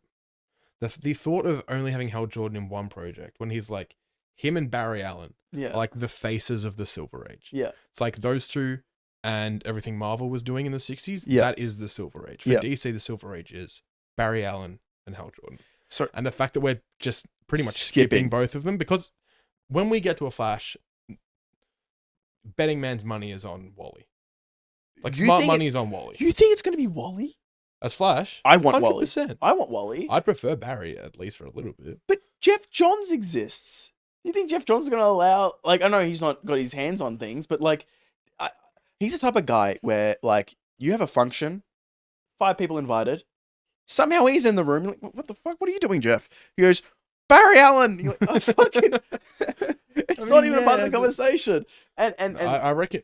Well, it's also because, like, look at... Every comic book James Gunn seems to have ever read was published in post-crisis. Like, it's specifically not just like, you know, specifically post-crisis. It's mostly era. Tom King. Is Tom King? Do you know Tom King's affiliation with Barry or Wally? I know he does. He doesn't seem to like Wally very much. Having read the Heroes in Crisis. Oh fucking Christ! I ran into my own point. Yeah. Yeah. But, you think the Heroes in Crisis writer is going to go, hey, James? To be fair, I think that was more an editorial thing that kind of forced him to. I don't think he wanted to do that. Just to go to bat for Tom King, everyone's favorite guy. I think editorial. So kind of your last episode on the podcast was you defending and keeping Amazing Spider-Man 2. Yep. I now got an audio bite of you now going to bat for Tom King. Hey, bad person. He's written some good comics. Yeah. Like, I'm sorry, Visions and Mr. Miracle are really fucking good. Like, really good. I've heard nothing but like contempt from Mr. Miracle fans going, why are you starting with Look, that? I completely understand it's a terrible place to start. Yeah. Well, Like- granted, they're also starting with not a great place, apparently, for Supergirl. It's like... Yeah, no, that's also not a great place to start for Supergirl. Not a great place to start for the Green Lantern Corps. I think this is... Now, James is doing it also, like, with Dune, right? Somehow it all connects, right? James has... He's the fan. It's his vision. Yeah. It's like, how old's James? Fuck, he's just doing the stuff that he really Yeah, he just did the loves. stuff that he read when he was Like 20, late teens, early 20s. Yeah, he's just doing Justice League International. Yeah. And Suicide Squad stuff. Yeah, and it's like... Because that's what he read. I mad respect and then it. I guess, early to mid 2000s, there was stuff with Max Lord and Checkmate. And Yeah. the whole Brother Eye thing. That's what he's doing. Yeah. He's doing that whole 15, 20 years. Yeah. It's so Fair enough, fucking... that's his right if that's the stuff he loves. But, like, I don't know. I just... Famously, the 90s, a perfect time for comic books. you Yeah. know? Nothing went wrong in the 90s. Yeah. Let's get some Mark Waid. Is it Mark Waid action? Is it? Yeah, Mark Waid would be good to get. No, I'm doing that as a bit because 90s was Death of Superman. Oh, you're thinking Mark Millar. Mark Millar, sorry. Mark Yeah, Waid's yeah. actually chill. Yeah, okay, Mark. Yeah, cool. Mark Waid's great. I'm so glad, like, because if I did this bit with Leon, he would just go, yeah, because Leon doesn't read comics. Yeah. Not anymore. He read a lot back in high school. You are Yeah. in our friend group, Christian second, and you used to go tit for tat of the amount of comics you guys read. Which I promise I will eventually. I've got, that list of Daredevil, my reading list. Yeah. I had someone in the Discord, Lord Edge. He had a look and went, "Yeah, it's unacceptable." Like it's 7 different runs, bro, and he's like, "Yeah, you're missing these 4. These actually these 5, 6." And so Do you know who he added? Because Daredevil is not my strongest suit in terms of. For Daredevil stuff, I know pretty much Frank Miller. Give me a second. I'll get Notion up on my Frank Miller, iPad. Fenty, Bendis. Because you looked at it and you went, "That's good." But again, like I say, Daredevil's not my strong point in terms of comics. Fuck. Can you pass me your phone again? I need to check the Discord. Yeah. The Daredevil runs that I would recommend to someone having not read any of them myself, actually. Well, I had Christian look at it, and I think you looked at it as well. Especially when Zdarsky started his run, I really wanted to read that. I just never got around to it. Let's have a Because look. there's like so much other stuff I want to read. I've been reading a lot of Superman. Yeah, one of the greatest things about having a Discord is having so many people who are autistic for separate things. I swear, if we did a census, my Discord might rate up there in the most people who are autistic. I mean, the census is this year, so yeah, and maybe we'll find like, out. Granted, Most autistic Discord server in Australia. Yeah, because like people working for DTE, we're batting at like 90%. Leon's the neurotypical. And then it's and then in this I'm like I go to the different parts of the Discord. I go to the anime section. And go, hey guys, I need a little help. And we're like, oh geez, in 1981. I'm like, oh sweet, this was perfect. I've actually got the VHS of this thing. I can go check for it. Like, oh wow, okay. And they're able to correct me on everything. And then they go in the comic section, and it's just Lord Edge. It's just like, well, I actually know every single thing about 1939 to 1999. I know every single thing. I'm like, cool. I'll get things checked. So I sent this image, right? Yeah. So this is the thing that you approved. Nascenti, Man Without Fear, Bendis, Wade Soul, Zdarsky. Yeah, pretty good, right? Is there any chunk of the last 30, 40 years of Daredevil? Yeah, right. Would you say it's missing much? Not that I know of, but I'm about to find out. I'm probably wrong, I guess. I get ready. So it's this. I just want to see what I meant because he immediately goes, "You're missing some incredibly important titles. Seriously, missing a lot." I'm like, here it is. What am I missing? He goes, "So Last Rites after Nascenti, Guardian Devil after Man Without Fear, David Mack's run after Guardian Devil, Ed Brubaker's run after Michael Bendis." Okay, yeah. That was where I thought he was going to go before that, but yeah. I definitely think I kind of know Miller, then Nascenti, then Bendis, then it gets a bit hazy, and then into Wade, Soul, Zdarsky, and he's Phillips. like, I've got some other comics to recommend, and then that's Jesus. he said this off the oh my god, yeah, it's like 40, 50 dot points there. Yeah. Justice League International. See, I want to read that. Yeah. Let's see. Yeah, you've read Year One, surely. Yeah, but I read it like when I was like 14. Okay. Wonder Woman by Perez. I'm about to start reading that. And I've got Hawkeye by New Frontier here. Great. John. Well, yeah, he's a John Byrne fan. I can't wait for John Byrne to die so I can start reading his comics without feeling bad about it. Because he's written so many like iconic runs. Yep. Yeah, Flash by Mark Waid. Birthright's really good. I've got Birthright if you want to borrow it. I appreciate that. I've got New Frontier there. Sweet. Austrian. Let's get up I've also got Brewster. I've got a fair bit of Brewster Gold. I know. Yeah, most of my Brewster Gold knowledge comes from Justice League. Alpha Flight by John. Animal Man by Grant Morrison's incredible. Alpha Flight's meant to be really good though. That's the thing. John Byrne's known as like a great writer. He's just a fucking weirdo. Yeah, hey, I love. It does get into his books quite a bit. Like when he made every superhero you've ever loved a pedophile for no reason. Yep. That was cool. All right. Thanks, John. That's our That's a conversation on Dune 3, by the way. Dude, how am I gonna I might let Spotify do the chapters because somehow the Spotify chapter, the transcript, gives the most accurate, in-depth transcript of when you tangent and who's who. I'm gonna let Spotify handle somehow finding bits where like Charles tangents about this, Charles tangents about that. CJ rants about John Byrne. CJ, yeah, but 3 looks great. So this looks really good. This was meant to be a short podcast, CJ. Yeah, because you're still sick. Yeah, I'm still recovering. Just energy's low, right? But we're an hour 20 in, and we haven't even hit the main topic yet. And we haven't done the game yet. Yeah. Are you ready for the game? I think there's some refreshments before the game starts. So it's refreshment time. So CJ came locked the fuck in, right? I've just been not in the right state of mind. I responded to the wrong email today because I thought they were the same company. Yeah. Emailed my, the gas situation I was in. I've been emailing one of the companies and he's meant to be coming Thursday. I'm like, yeah, sweet. And then the other half of the company sent me an email and I responded, oh, sorry. Yeah, my boss responded, Thursday works. And he's like, oh, sweet. And the email that I wrote just that on? Yeah.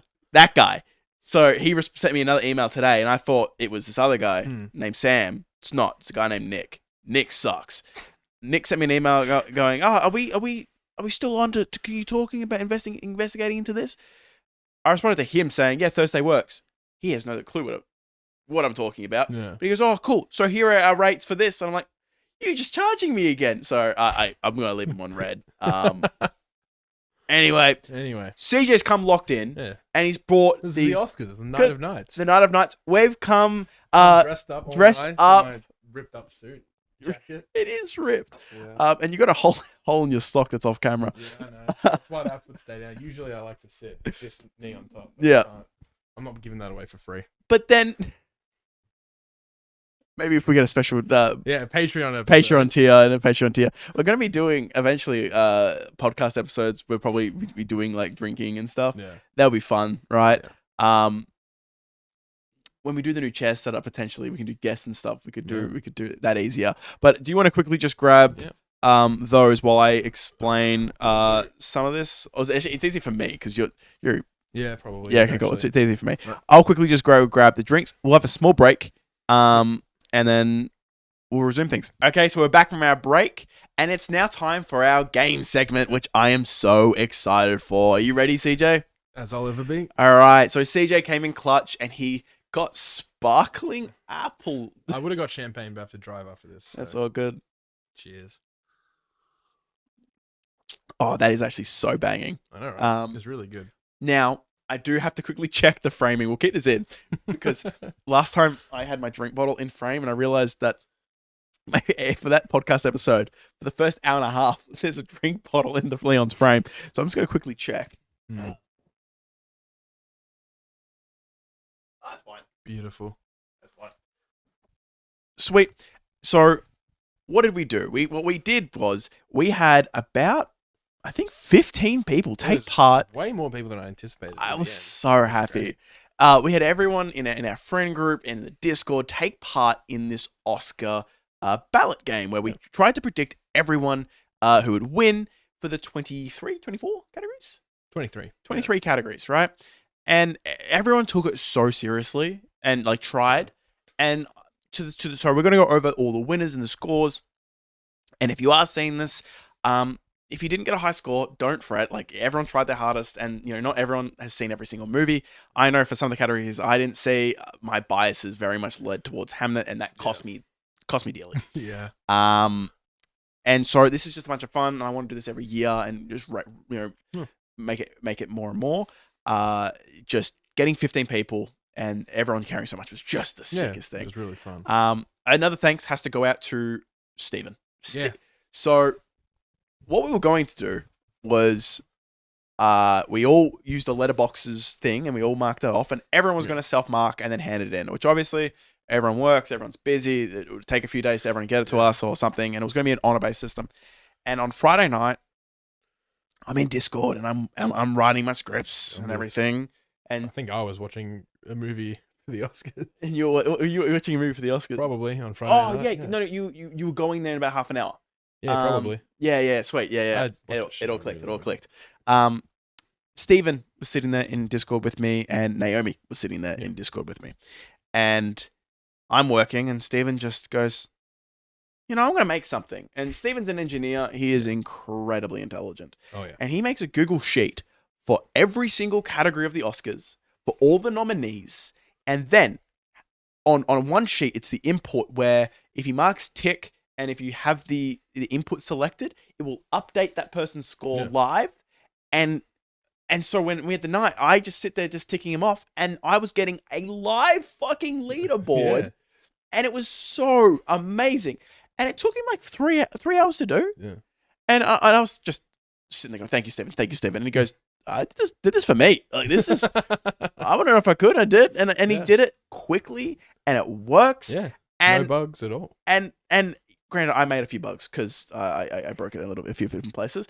I'm not a Google Sheets person. No bugs. It was Steven's fault. Yeah. Look, we had 9 people there, and I had to extend it, and I didn't know how to extend it, and I found a way to do it. That ended up breaking it. But we had a great time, and so now we're going to go over the entire list of people and their scores. Yep. Now, granted, I'm curious to see, because I know I didn't win. I'm curious to see where I placed. Yep. So, granted, I will need to do a half here because some people's scores needed to be added to one. Oh no, it'd just be you and you Ray and Christian. Okay, I can just remember that. That's fine. So we can just keep that in our minds. Yeah. Sweet. So I also don't think it changes the placement awfully much. All right.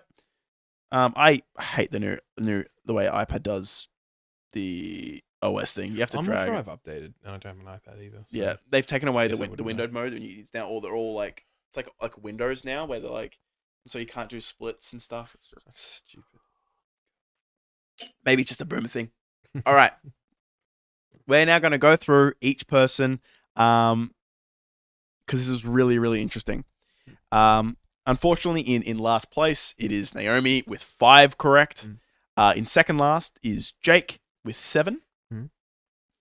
In equal third last is Leon and Christian with 11. With adding that one now, so he now equals Leon. And I just want to go back to where Leon was like, I'm going to get every single one right. And I basically put down the mic. I was like, bro, what? Like, let's be fucking for real. Your votes are dog shit. And he's like, no, these are good, right? We'll need to go through them once we've heard. We can go through for people who, because a lot of these people aren't movie people, so going over like, oh, why? There's no point bashing people who like for example, aren't locked into like the game. Naomi had only seen Frankenstein and Sinners, so it's like her trying to guess is fucking impossible, right? How is she gonna get compared to documentary you and Ray who have seen nearly everything that was nominated? You I saw didn't a see lot. any of the shorts. Okay, brother. Oh yeah, you didn't go to Cannes and see the shorts that aired there, but you see them on YouTube. I could have watched them, probably. Okay, there's ways to see them. I thought some of them would still be under the festival. There was Cutting Through Rocks was the only documentary feature I didn't see, which really disappointed me. But they said it would be on Doc Play 2nd of March. It's not even there today, so fuck me, I guess. Yeah. Oh well. So that's the bottom 3. And then this is really funny. So Callum and Will are friends at the pod. Callum's my cousin. They're both very into movies. Callum has seen, I think, 70 movies this year so far. Wait. This year. He's watched, Christ. I think something, there was one day he watched 4 or 5, and then Will was like, oh, that's because he was on a plane. I'm like, nope. Not because he just was watching a bunch of movies that day. That's valid. And granted, he's 16. I miss having the time to do that. Yeah, like it's like Jesus, high school. You can just do that, right? However, doesn't improve Callum's ability to score because he got 12. Yeah. Right? But this when I was live messaging, he's not alone on 12. He's joined by Rui at 12, Emily on 12, and Aiden on 12, which means we have 4-way tie. A 4-way tie. Is that 4-way tie for what? So 4th or 5th? Sorry, wait. Equal 7th? Equal 7th. Okay. I don't know how it works because normally how you like then it jumbles up. I don't know how it balance. In the 7th spot, there's 4 people on 12. Damn. In 6th spot, we have you, CJ, at 15. Yeah. We'll get into it once we've gone through the leaderboard. Yeah, bro. Like what? Yeah. And then going up to this is where it was close. Throughout the whole night, it was neck and neck of the top 5. And a few of us made some risky calls. For me, it was Hamnet in Best Adapted, which was never gonna happen. I believed it was never gonna happen. I looked at the statistics and some people said it was an outside's chance, and I went, "That's all I need." Never gonna happen. And it went to one battle. I was like, "Yeah, of course, right?" Like, yeah, a man can dream, right? But to start off the top of echelon, it was Jack at 16. Really? Yep. I let Jack beat me. That's so sad. Yep, Jack beat you. Stephen at 18. Fucking hell. Stephen went down the Marty route for Best Actor and went Sinners for Best Picture. And that cost him. And that cost him, which is basically he went the other coin. It was a flip of a coin for Best Picture, and that he went that, and unfortunately went down the other rabbit hole, which the other path, which then gave us the top 3, who all went down the same path. So I went very early. Went, hey guys, top 3's been locked basically if it goes down this path. Yeah. And I was mentioning Stephen. He goes, yeah, I'm done. This is it. I'm out. So we get 3rd place, which is why I brought up Callum earlier, which is his other side of the coin. Will with 19. Yeah. So you're getting some pretty high here. 19 out of 23. Like that's pretty good. Yeah, that's a great score. And then I think this is where so for me and Will, where ours is correct. I'm also on 19 as well. Yeah. So for equal second, me and Will both get Yeah. that at 19 out of 23. And then Ray with 21 out of 23. 23 is nuts. Which is crazy. Yeah. I I will say, it was a certain point, you weren't telling us who placed where. And you said, I think at one point the person coming first only had one wrong. So when I went through the Discord, and I found someone who voted for Amy Madigan and someone who voted for Mr. Nobody against Putin. Because that's how I found out they only had one wrong. Yeah. He said they were like the only person who voted for it. And so I was like, fuck, Ray's. And then I saw all the ones that had, I was like, oh fuck, Ray's going to sweep this. Yeah. And yeah. So Ray, funnily enough, Ray lost the lead. Really? Yeah. When I did took you the lose? lead. Really? Yeah. And where'd you lose it? I lost. Sorry, about halfway through going into the third. In the third quarter, I took the lead. Really? Uncharacteristically, as a Carlton man, right? I was gonna say. I made a bunch of out there calls for certain things, and it just paid off. And then what got me was, give me 1 second. I got one of the docos wrong. Yeah. I did Perfect Neighbor, and he got Mr. Nobody. I couldn't believe Perfect Neighbor didn't win. And then I did. So I got the last like It wasn't 6 even right. my favorite of the 4 I saw. I couldn't believe it. This is what cost me. It was so Hamnet for best adapted. It's dumb. It was a colossal error of my judgment. Severe and continuous. Yeah. Yeah. I just believed, and I also did Secret Agent for international film. Yeah. See, that was just never happening. No, it was like 60-40. Never happening. And look, and I was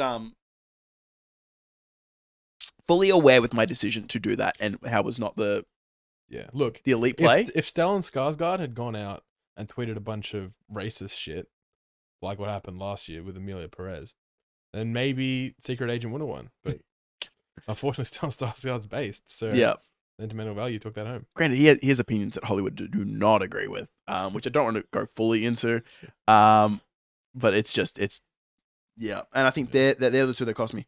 Because I got the girl who cried pearls. I could have got that. I don't know why I didn't. Yeah, I got mostly everything. Oh, and I got casting wrong, but everyone got casting wrong mostly. Except I really thought casting was going to Sinners. I was so sure too. it was going to Sinners. Some people picked Hamnet for. I did have a voice in the back of my mind for both One Ballot for Another and a Hamnet. I was like, they did find Chase Infinity. They did find those kid actors that were genuine. I mean, I think, is it Noah Duke, the one who's been around for a little bit, but then the younger one, he was incredible in the movie. Yep. But that's the results of. You know what? If you find Chase Infinity, you deserve an Oscar. Yeah. First performance, that's just fucking mental, fucking crazy, mental. Cool, but that's pretty much that's the results. We want to do this more, so if you do want to join in for these games that we do, we plan to do more stuff with the Discord, especially around themed events, or we got Star Wars coming up, we got Pixar stuff coming up, so we might do more. We got a Star Wars movie coming up. Why didn't the Oscars tell me about that? Why didn't they shove an obnoxious bit down my throat? God.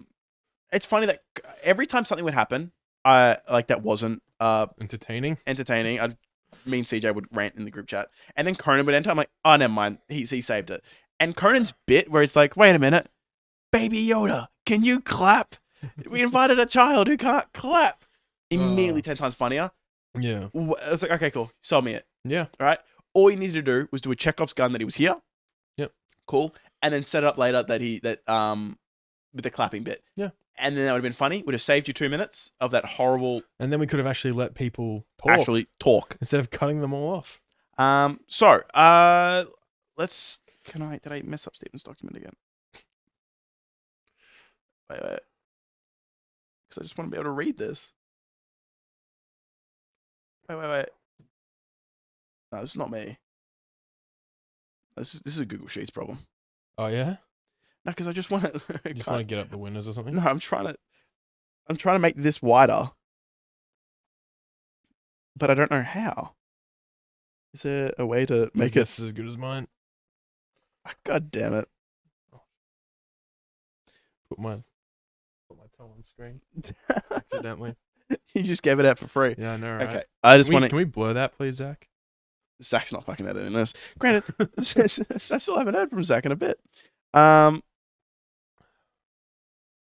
Sweet.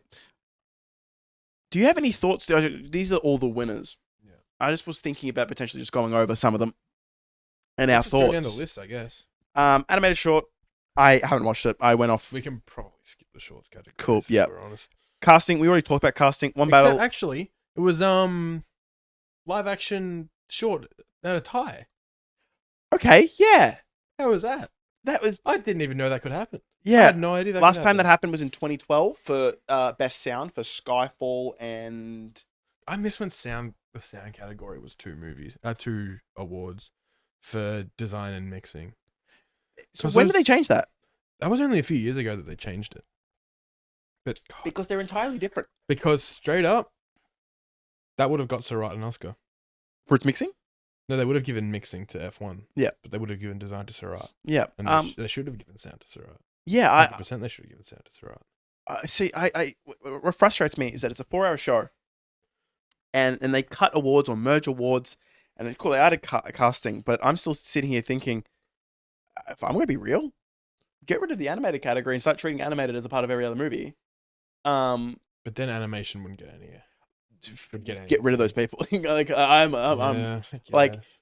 like I'm looking at the animated category. And I'm Well, like, also, like making an animated movie is a different thing to making a live action movie. So I But do it's- understand. I think it would be better if we just saw more animated nominated for both. Like how there's always at least one international feature nominee that also Yeah. gets best picture. If Which- there was always one or two animated movies that got nominated, then it'd be fine. yeah. And I reading the anonymous reports, and look, I had people in the Discord talking about, oh, I hate the Oscars, and they'll cite a bunch of reasons. I go, yep, that's fair. Yeah. But we're reading it, going, oh, I just asked my kid what they liked this year, and then go, I'm like, you are unbelievably rich. You got so much free time. You're old. All you do is sit around and Yeah. do fuck all, and you can't watch a couple movies. You can't watch 5 movies that you are being told are good. Yeah, like you're watching the best of the best. I'm not asking you to watch. I mean, Well, no. Elio was nominated. Is that the best of the best? Granted, they're meant to be watching the best of the best because why? In theory, Just wait, they're just wait. watching the best of the best. I need to calm down because 100 meters and Chainsaw Man weren't nominated, and don't like that. Genuinely, 100 meters was genuinely one of the best movies I watched last year. It is about literally a guy who runs track, and the entire movie is rotoscoped, and it is so emotional and so powerful, and the animation and art direction is so striking. I don't doubt it. And I'm like, oh, okay, so I'm this is a bit. Oh, that best picture nom? Like, is that coming in? Nope. But like, obviously, not, right? But Yeah. But fuck, it just sucks. Like, oh, we want people to be interested. Okay, start actually appealing to. You realize that these movies, like, Yeah. Ninja 2, where was that? Yeah. And like I do understand that as much as the Oscars is the biggest show for movies every year, it is the American awards. And different countries have their own award shows. We have our own award show. Britain has its own award show with the BAFTAs. So I do get that. But also the Oscars is on another level. They should be trying harder to appeal to a wider range of films, not even just like film goers, but films. It's the most prestigious, and to know that every year it's mostly just okay. These are the best movies of the year, except no other choice wasn't nominated for anything. Yeah, exactly. Except Hedda wasn't nominated for anything. And it's like you start going through and you're like, It was just an accident. Got 2 nominations when it was easily better than half the Best Picture nominees. and like and I don't want to sound like an old fart, but like F1 getting nominated, you're like, what are we doing here? Like it's a good movie. It's a gave it a really 7. fun time. It's a really fun time. It is not one of the 10 best movies of the year. It's just not. And I do understand that, it's sort of the thinking around the 10 especially like in retrospect, looking back, it's kind of the thinking around the 10 Best Picture nominees. In retrospect, always becomes less about what were the 10 best movies that year, and more about what were the 10 movies that sort of represented the culture of the year. So you put the box But office. even then, what the fuck is F1 doing here? Yeah, Like, seriously? that's the. I don't know. Like even from a box office standpoint, like you put in the big popular movie, like, you know, whether it be like Avatar 2 got in there, and you're like, like, Well, right? yeah, Fire and Ash was the first Avatar movie not to get a Best Picture nomination. Yeah. In 2010, it was like the conversation was this is between Avatar and I think whatever, I forget what one in 2010. Can't remember. Yeah. What else we got? Yeah, look, both screenplays, fair enough. Yep, screenplays. Makeup and hairstyling, both Frankenstein. The Frankenstein wins. It feels kind of weird to talk about them in a way because they're probably right. You know, though that movie, despite its cinematography, despite its issues on a script level, even its score. Yeah, even its score is pretty lackluster. But like, the costumes, the makeup, Did its job. It looks incredible. Leon did Avatar for costume design. That man was not thinking with his head. Yeah. He saw Barang and he started thinking of something else. Yeah. Film editing. Editing. Where did editing go to again? Editing went to One Battle. Yeah, I reckon that should have gone to Mighty Supreme personally. Leon did Mighty Supreme. I think yes, so did I. The way. Oh no, I think I predicted Sinners, but my pick was Mighty Supreme. No, I think One Battle. I think that last hour is edited to such perfection that it makes it go. I think the cut of Mighty Supreme is the most impressive cut of the year. 100%. That entire time I was thinking about how well cut that movie is. Especially like the ping pong scenes are incredible. The pace of that movie, it lives and dies by its edit. And I understand that the editing category was incredibly stacked this year. Yeah. It was Sinners, Mighty Supreme, F1. One by Love for Another, F1. But the thing was F1, the action scenes are really well cut. The rest of the movie is boring and standard editing, so I don't think it deserved the nom, but whatever. And what was the fifth one? It was... I should know this. Like Hamnet or something? I can't get the thing up. Wait a second. Let me get it up. I got it. Whatever it was, I think Mighty Supreme was probably my favorite cut of last year. So yeah, it was so... I'm just scrolling to find it. Editing. Sinners, Sentimental Value. Sentimental Value. One Battle, Mighty Supreme, F1. Yeah, so that's pretty strong crop. Yep. So I would have been happy with pretty much any of them other than F1. Okay, this is a big one. Supporting actress. Supporting actress. I was saying we're in agreement on this, I think. Yeah, I was saying this to people. I said, "Oh, I think Amy's going to get it," and they're like, "Oh, how could you ever think that?" And I'm like, "No, she just is." I should have predicted this. I think a lot of the predictions I got wrong, like Surat for sound, not putting Amy Madigan. Sorry for supporting actress. I think a lot of that is I got caught up in people's picks more than their predictions, and like especially once she won the BAFTA, I should have just known. Yeah, the same with Sean Penn. I wasn't thinking that through properly because that gets you into the top 5. Yeah, those two. Those two. And also, I probably could have.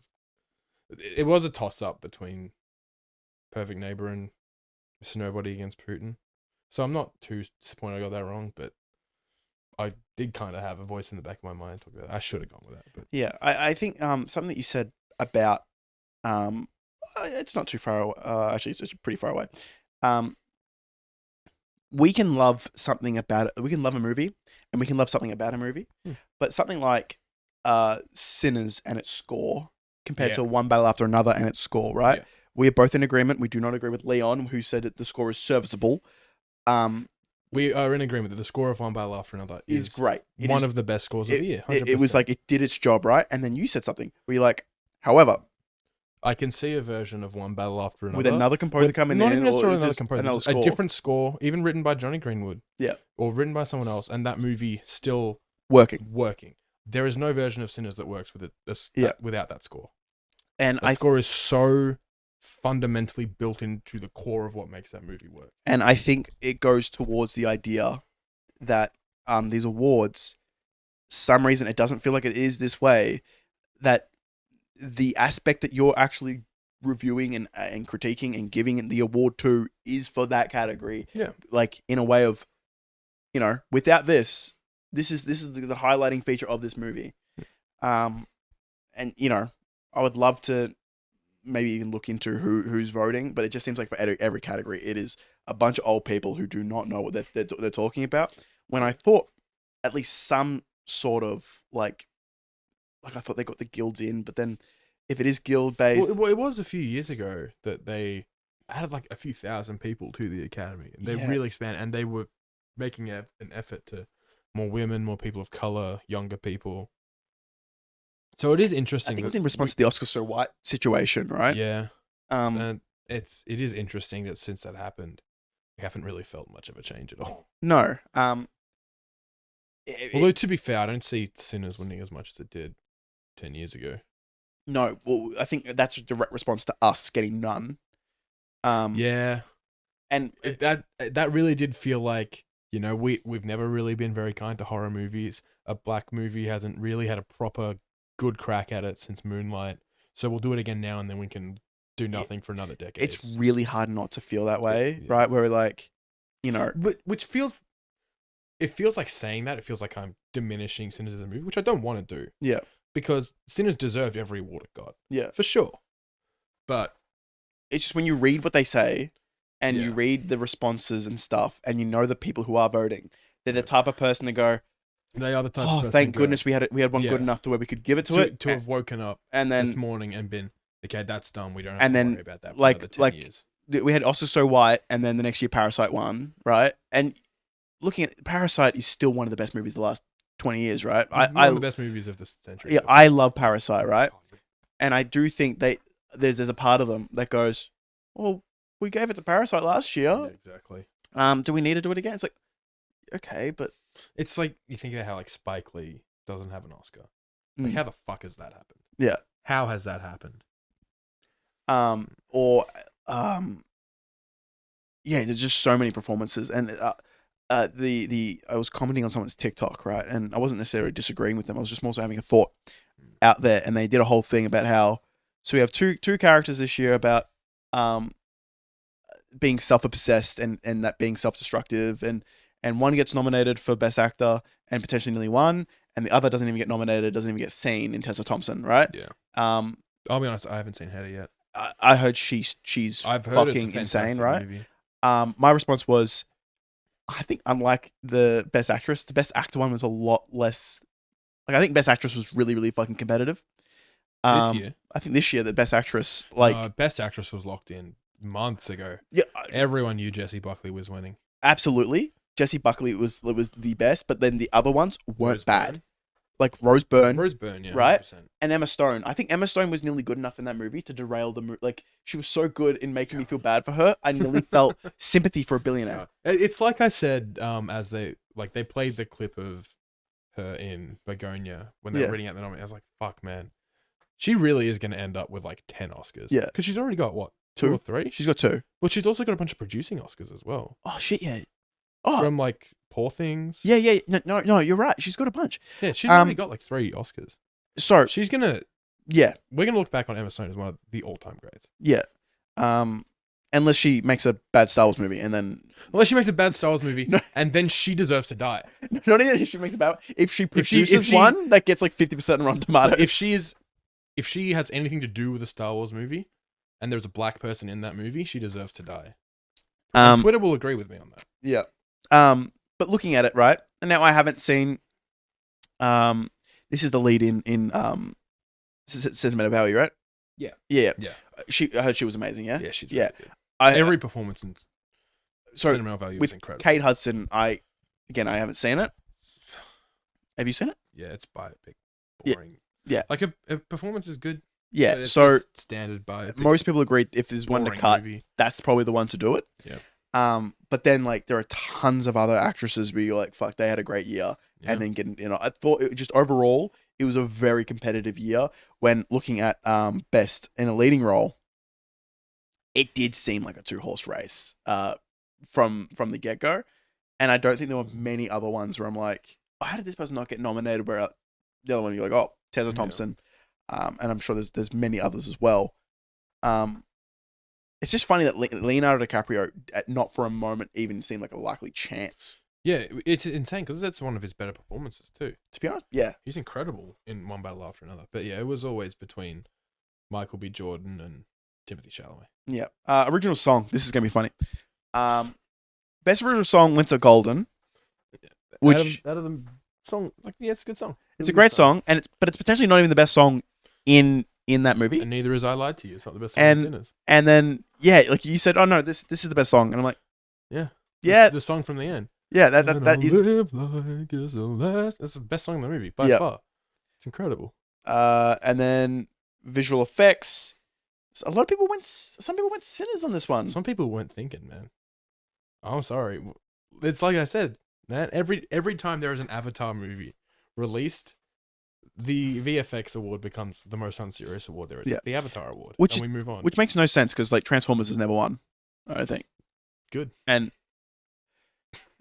do you know what beat it in 2007? 2007. No. The Golden Compass. That's the one with the polar bear? Yeah. It's not even good. It's an okay polar bear. No, it's deserved. Just because it's deserved. See, this is where you let your hatering like persona. What beat was Dark of the Moon nominated? No, brother. How fucked are your years? Oh, okay. Yeah. Later when it came out, mate. I think 1, 2, and 3 were. I don't think 4 was, which granted, kind of fair. There was some. I have some issues with the 4th's visual effects in some parts. And then 2017, I think, was really competitive. I don't imagine it did. What was nominated in 2017? 2017 was a ripping year for. I know. Guardians 2 was nominated. The Last Jedi was nominated. Give me a second. Sorry, I just said The Last Jedi. So 2017. I'm gonna get yelled at. Best. Well, you'd have to look up 2018 because Oscars. You're right.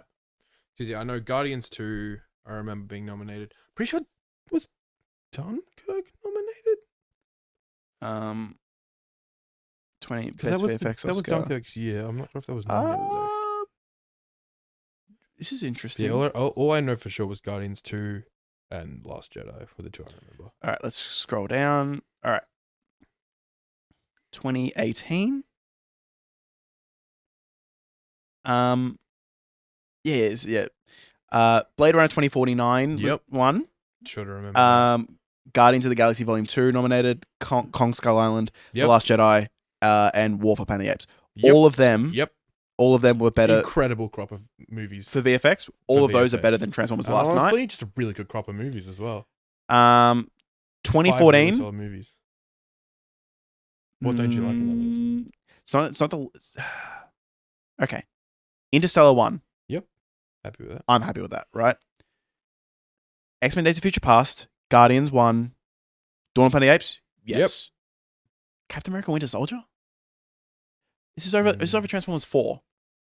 I haven't seen Transformers 4 in a long time because I value my sanity. And granted, I do have issues with the VFX there, but like, if you're going to put in movies that I don't think have great VFX. There are some iffy moments in Winter Soldier for sure. And it's also like, there's nothing in Winter Soldier that's really that mind-blowing. Like, I imagine it's honestly, probably for the third act, but I'm like, yeah. Okay. It is pretty crazy that Dawn of the Planet of the Apes didn't win, honestly. Dawn's ridiculous. Great, it's Interstellar. Okay. Yeah, but I can, like, yeah, that's completely fair. Like, that's a bit of a toss-up, but, man, Dawn of the Planet of the Apes looks fucking incredible. This is 2011? 2011 already. It's funny, because Rise of the Planet of the Apes is there. Yep. Well, they always get nominated. Lost. As they should. Yep. Real Steel. Okay. Yeah. Okay. Harry Potter Deathly Hallows Part 2. Sure. Valid. Yep. Transformers Dark of the Moon. Mm-hmm. Didn't win. Hugo. Hugo won? Hugo won. Huh. There you go. I haven't seen that movie since theaters, so I don't remember fucking anything in it. But I do remember looking at a lot of visual effects in that movie. 2008 now? No, 2009. It's only 3 nominated. What? Oh, they changed to 5. It used to be 3. Huh, there you go. Still incorrect, because they put Revenge of the Fallen didn't get nominated. Yeah, good. One of the You gotta do that every time. Yep. Star Trek, District 9, Avatar. Avatar wins. Avatar should win. Yeah, absolutely. Revenge of the Fallen should have been nominated. What were the other two? Star Trek and District 9. District 9. It's 2 movies I haven't seen. Star Trek. But they're 2 movies that I know I would like more than Revenge of the Fallen. And then, yeah, the Golden Compass beat At World's End and the first Transformers. Really? That's interesting. Yeah. Literally. Did Dead Man's Chest win in 2006? Yeah. Good. Okay, at least one of those movies got it. If neither of the movies with Davy Jones had won that award, I would have all three had a mini freak out. All three Lord of the Rings movies won. Good. Brother, I start scrolling up every single one of them. I'm like, yeah, correct. So it's like since like maybe 2006, they just haven't really had a clue on how to vote for these. So ready? I'm gonna go through them. Right? Spider-Man 2. Hell yeah. Yep. What was Spider-Man 2 nominated against? iRobot, Harry Potter. What, Prisoner of Azkaban? Yeah. Yeah. Okay. Yep. Then Lord of the Rings up in categories against like Star Wars and Pearl Harbor. Did Phantom Menace win? No, I went up against Lord of the Rings. Phantom Menace didn't go up. Oh no! Against Matrix. Matrix. And you're not going to beat Matrix. Interesting. Matrix is absolutely VFX. Really? Yeah. You reckon? The 3D the 3D motion capture of Matrix, the VFX. Yeah, but like, think about like Jar Jar. It was like the first time that was ever done on that scale. Yeah, nah, Matrix still. Think about the fourth. Because I'm not saying it doesn't look good though. It's a massive. It is a massive for the time though. Matrix still looks good for the time and still looks good now, and was a massive innovator in everything. Yeah. George Lucas did a tech demo, and while good for the time, it's like like we don't look at Nvidia showcases and go, oh wow, yeah, yes, thank you Nvidia. Like, I don't know, that's interesting to think about, because obviously The Matrix is a much better movie than The Phantom Menace, but there's a lot of stuff in The Phantom Menace that didn't exist before it. Where the fuck did my sheet go? Oh, there we go. And then we're going through cinematography. Cinematography to Sinners. Yep. Incredible win. Historic win. First woman, first person of color. Fantastic stuff. Completely deserved. That movie looks incredible. Yeah. The movie looks absolutely gorgeous. Granted, I would not have been. I would have liked if makeup went to Sinners too.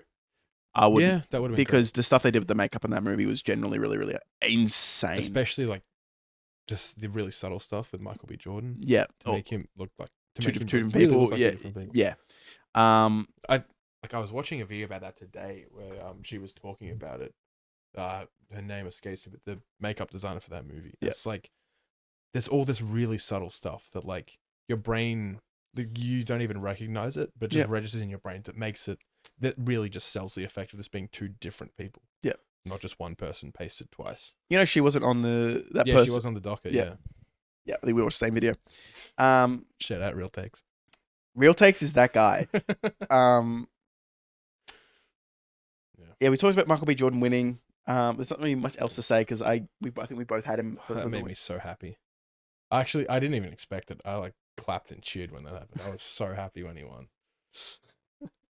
It was a couple of months ago, I think. I had just like watched Sinners the second time, and I was just like scrolling TikToks about it.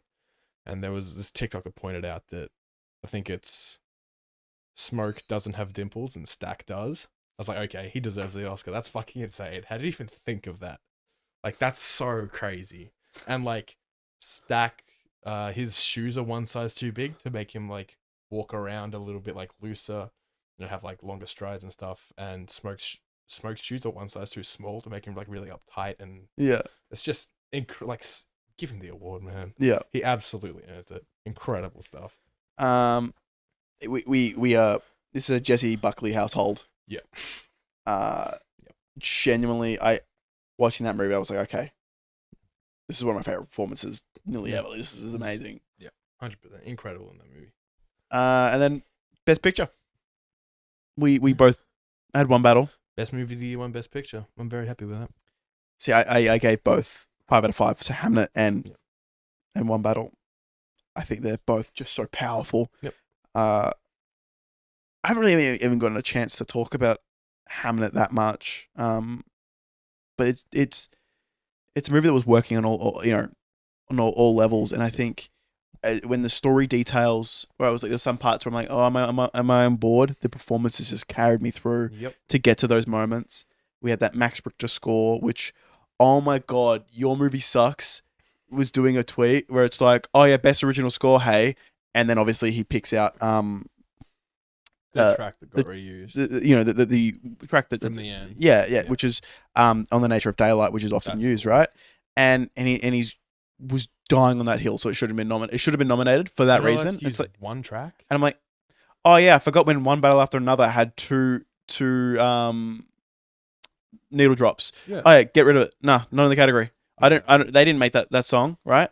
It is literally. Has he ever crashed out that hard over a Star Wars theme getting nominated? Right, and he's like, there's a reason why Dune was like, oh, you're gonna go on that hill. Dune fans still aren't over that. Yeah, Dune should have been nominated. He goes, yeah, but it's like, so 1 7-minute song, right? So I think this version's 6 minutes.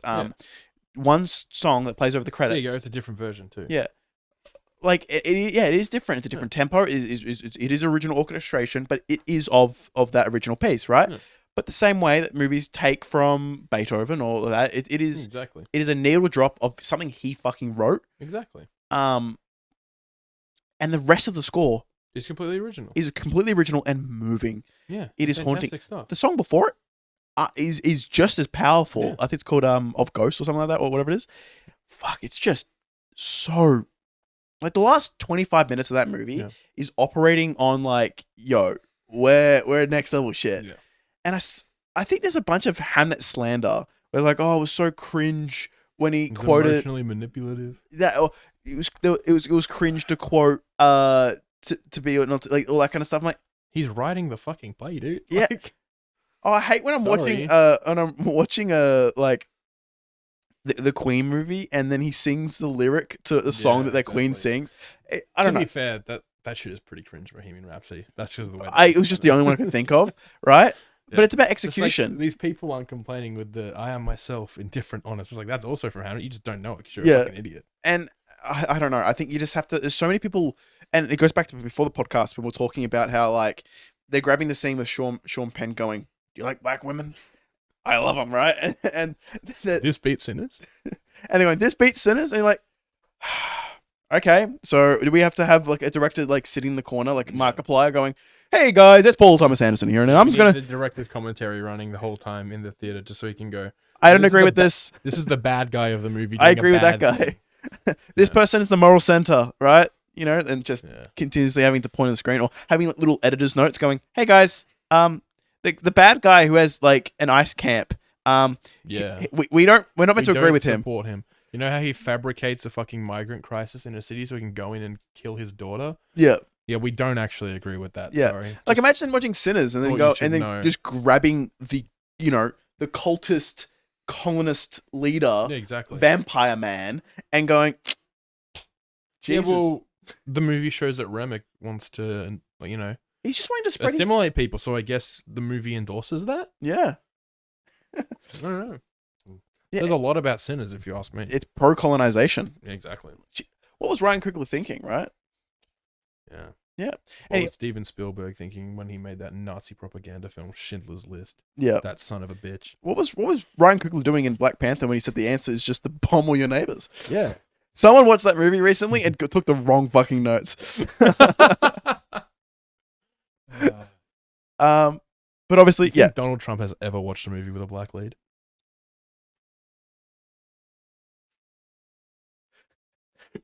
Is Samuel Jackson the lead of Snakes on a Plane? That'd be the only one I can think of. But hey, at the end of the day, he did like The Dark Knight Rises. So Trump's film opinion might be kind of... Have you not seen? What, really? He did like an online review for The Dark Knight Rises. Have you not seen that? No, I haven't. There's no way you haven't seen that. I haven't. He goes, there's a great movie. My tower, Trump Tower, plays a part in the movie. He loved it. He thought The Dark Knight Rises was great. Well, that movie is accident. Like, Nolan is very, very left, like a lefty, but that movie is quite right wing. Yeah. Yeah. It's despite how good it is. It's pretty. Yeah. You're watching and you're like, oh, jeez, this movie really wants me to like cops. Yeah, like a lot. Oh yeah, the uprising, like the socialist uprising, and the answer is get cops involved. Like, oh, okay, still a good movie. Yeah. Great movie. All right. Was there anything else we got really left to say on the Oscars? I was just very happy with PTA. Yep. It's like I said about Michael B. Jordan, Oscar award winner, Paul Thomas Anderson. What a beautiful sentence. Yeah, I just know the Dune team were wanting an Oscar winner for Timothy Chalamet. Yeah, well, too bad, bro. He can get it for being the Emperor. He can get it for a good performance one of these days if he ever turns one of them in. Jesus, his filmography is fucking insane. Is he 31 yet, or is he still just 30? Either way, like, just nuts. Not yet. His body of work for someone so young is outstanding. I'm like, he'll get it eventually. Yeah, like, yeah. He's at most he's like 7 years away. He's got It's because let's be real, he's not going to work for Dune. He's as not good as he will be in that movie, he's not going to work for Dune. Zendaya's year next year or this year. Oh yeah, she's got, and Robert Pattinson as well. So Zendaya has Spider-Man. Yep. The new one, the drama, Dune. And she's got 2 more coming out. Oh, Euphoria is a big thing, and that's coming back. And then she's got another movie coming out. A 5th one. Oh, is she in the Odyssey as well? I think she might be. Yeah, I think she's in the Odyssey as well. Which is that might be one of the most impressive years. Yeah. For someone to be the lead in a HBO show, the lead in your own big movie that's going to go for awards, and then Spider-Man, Dune. She's playing Athena in the Odyssey. So small role.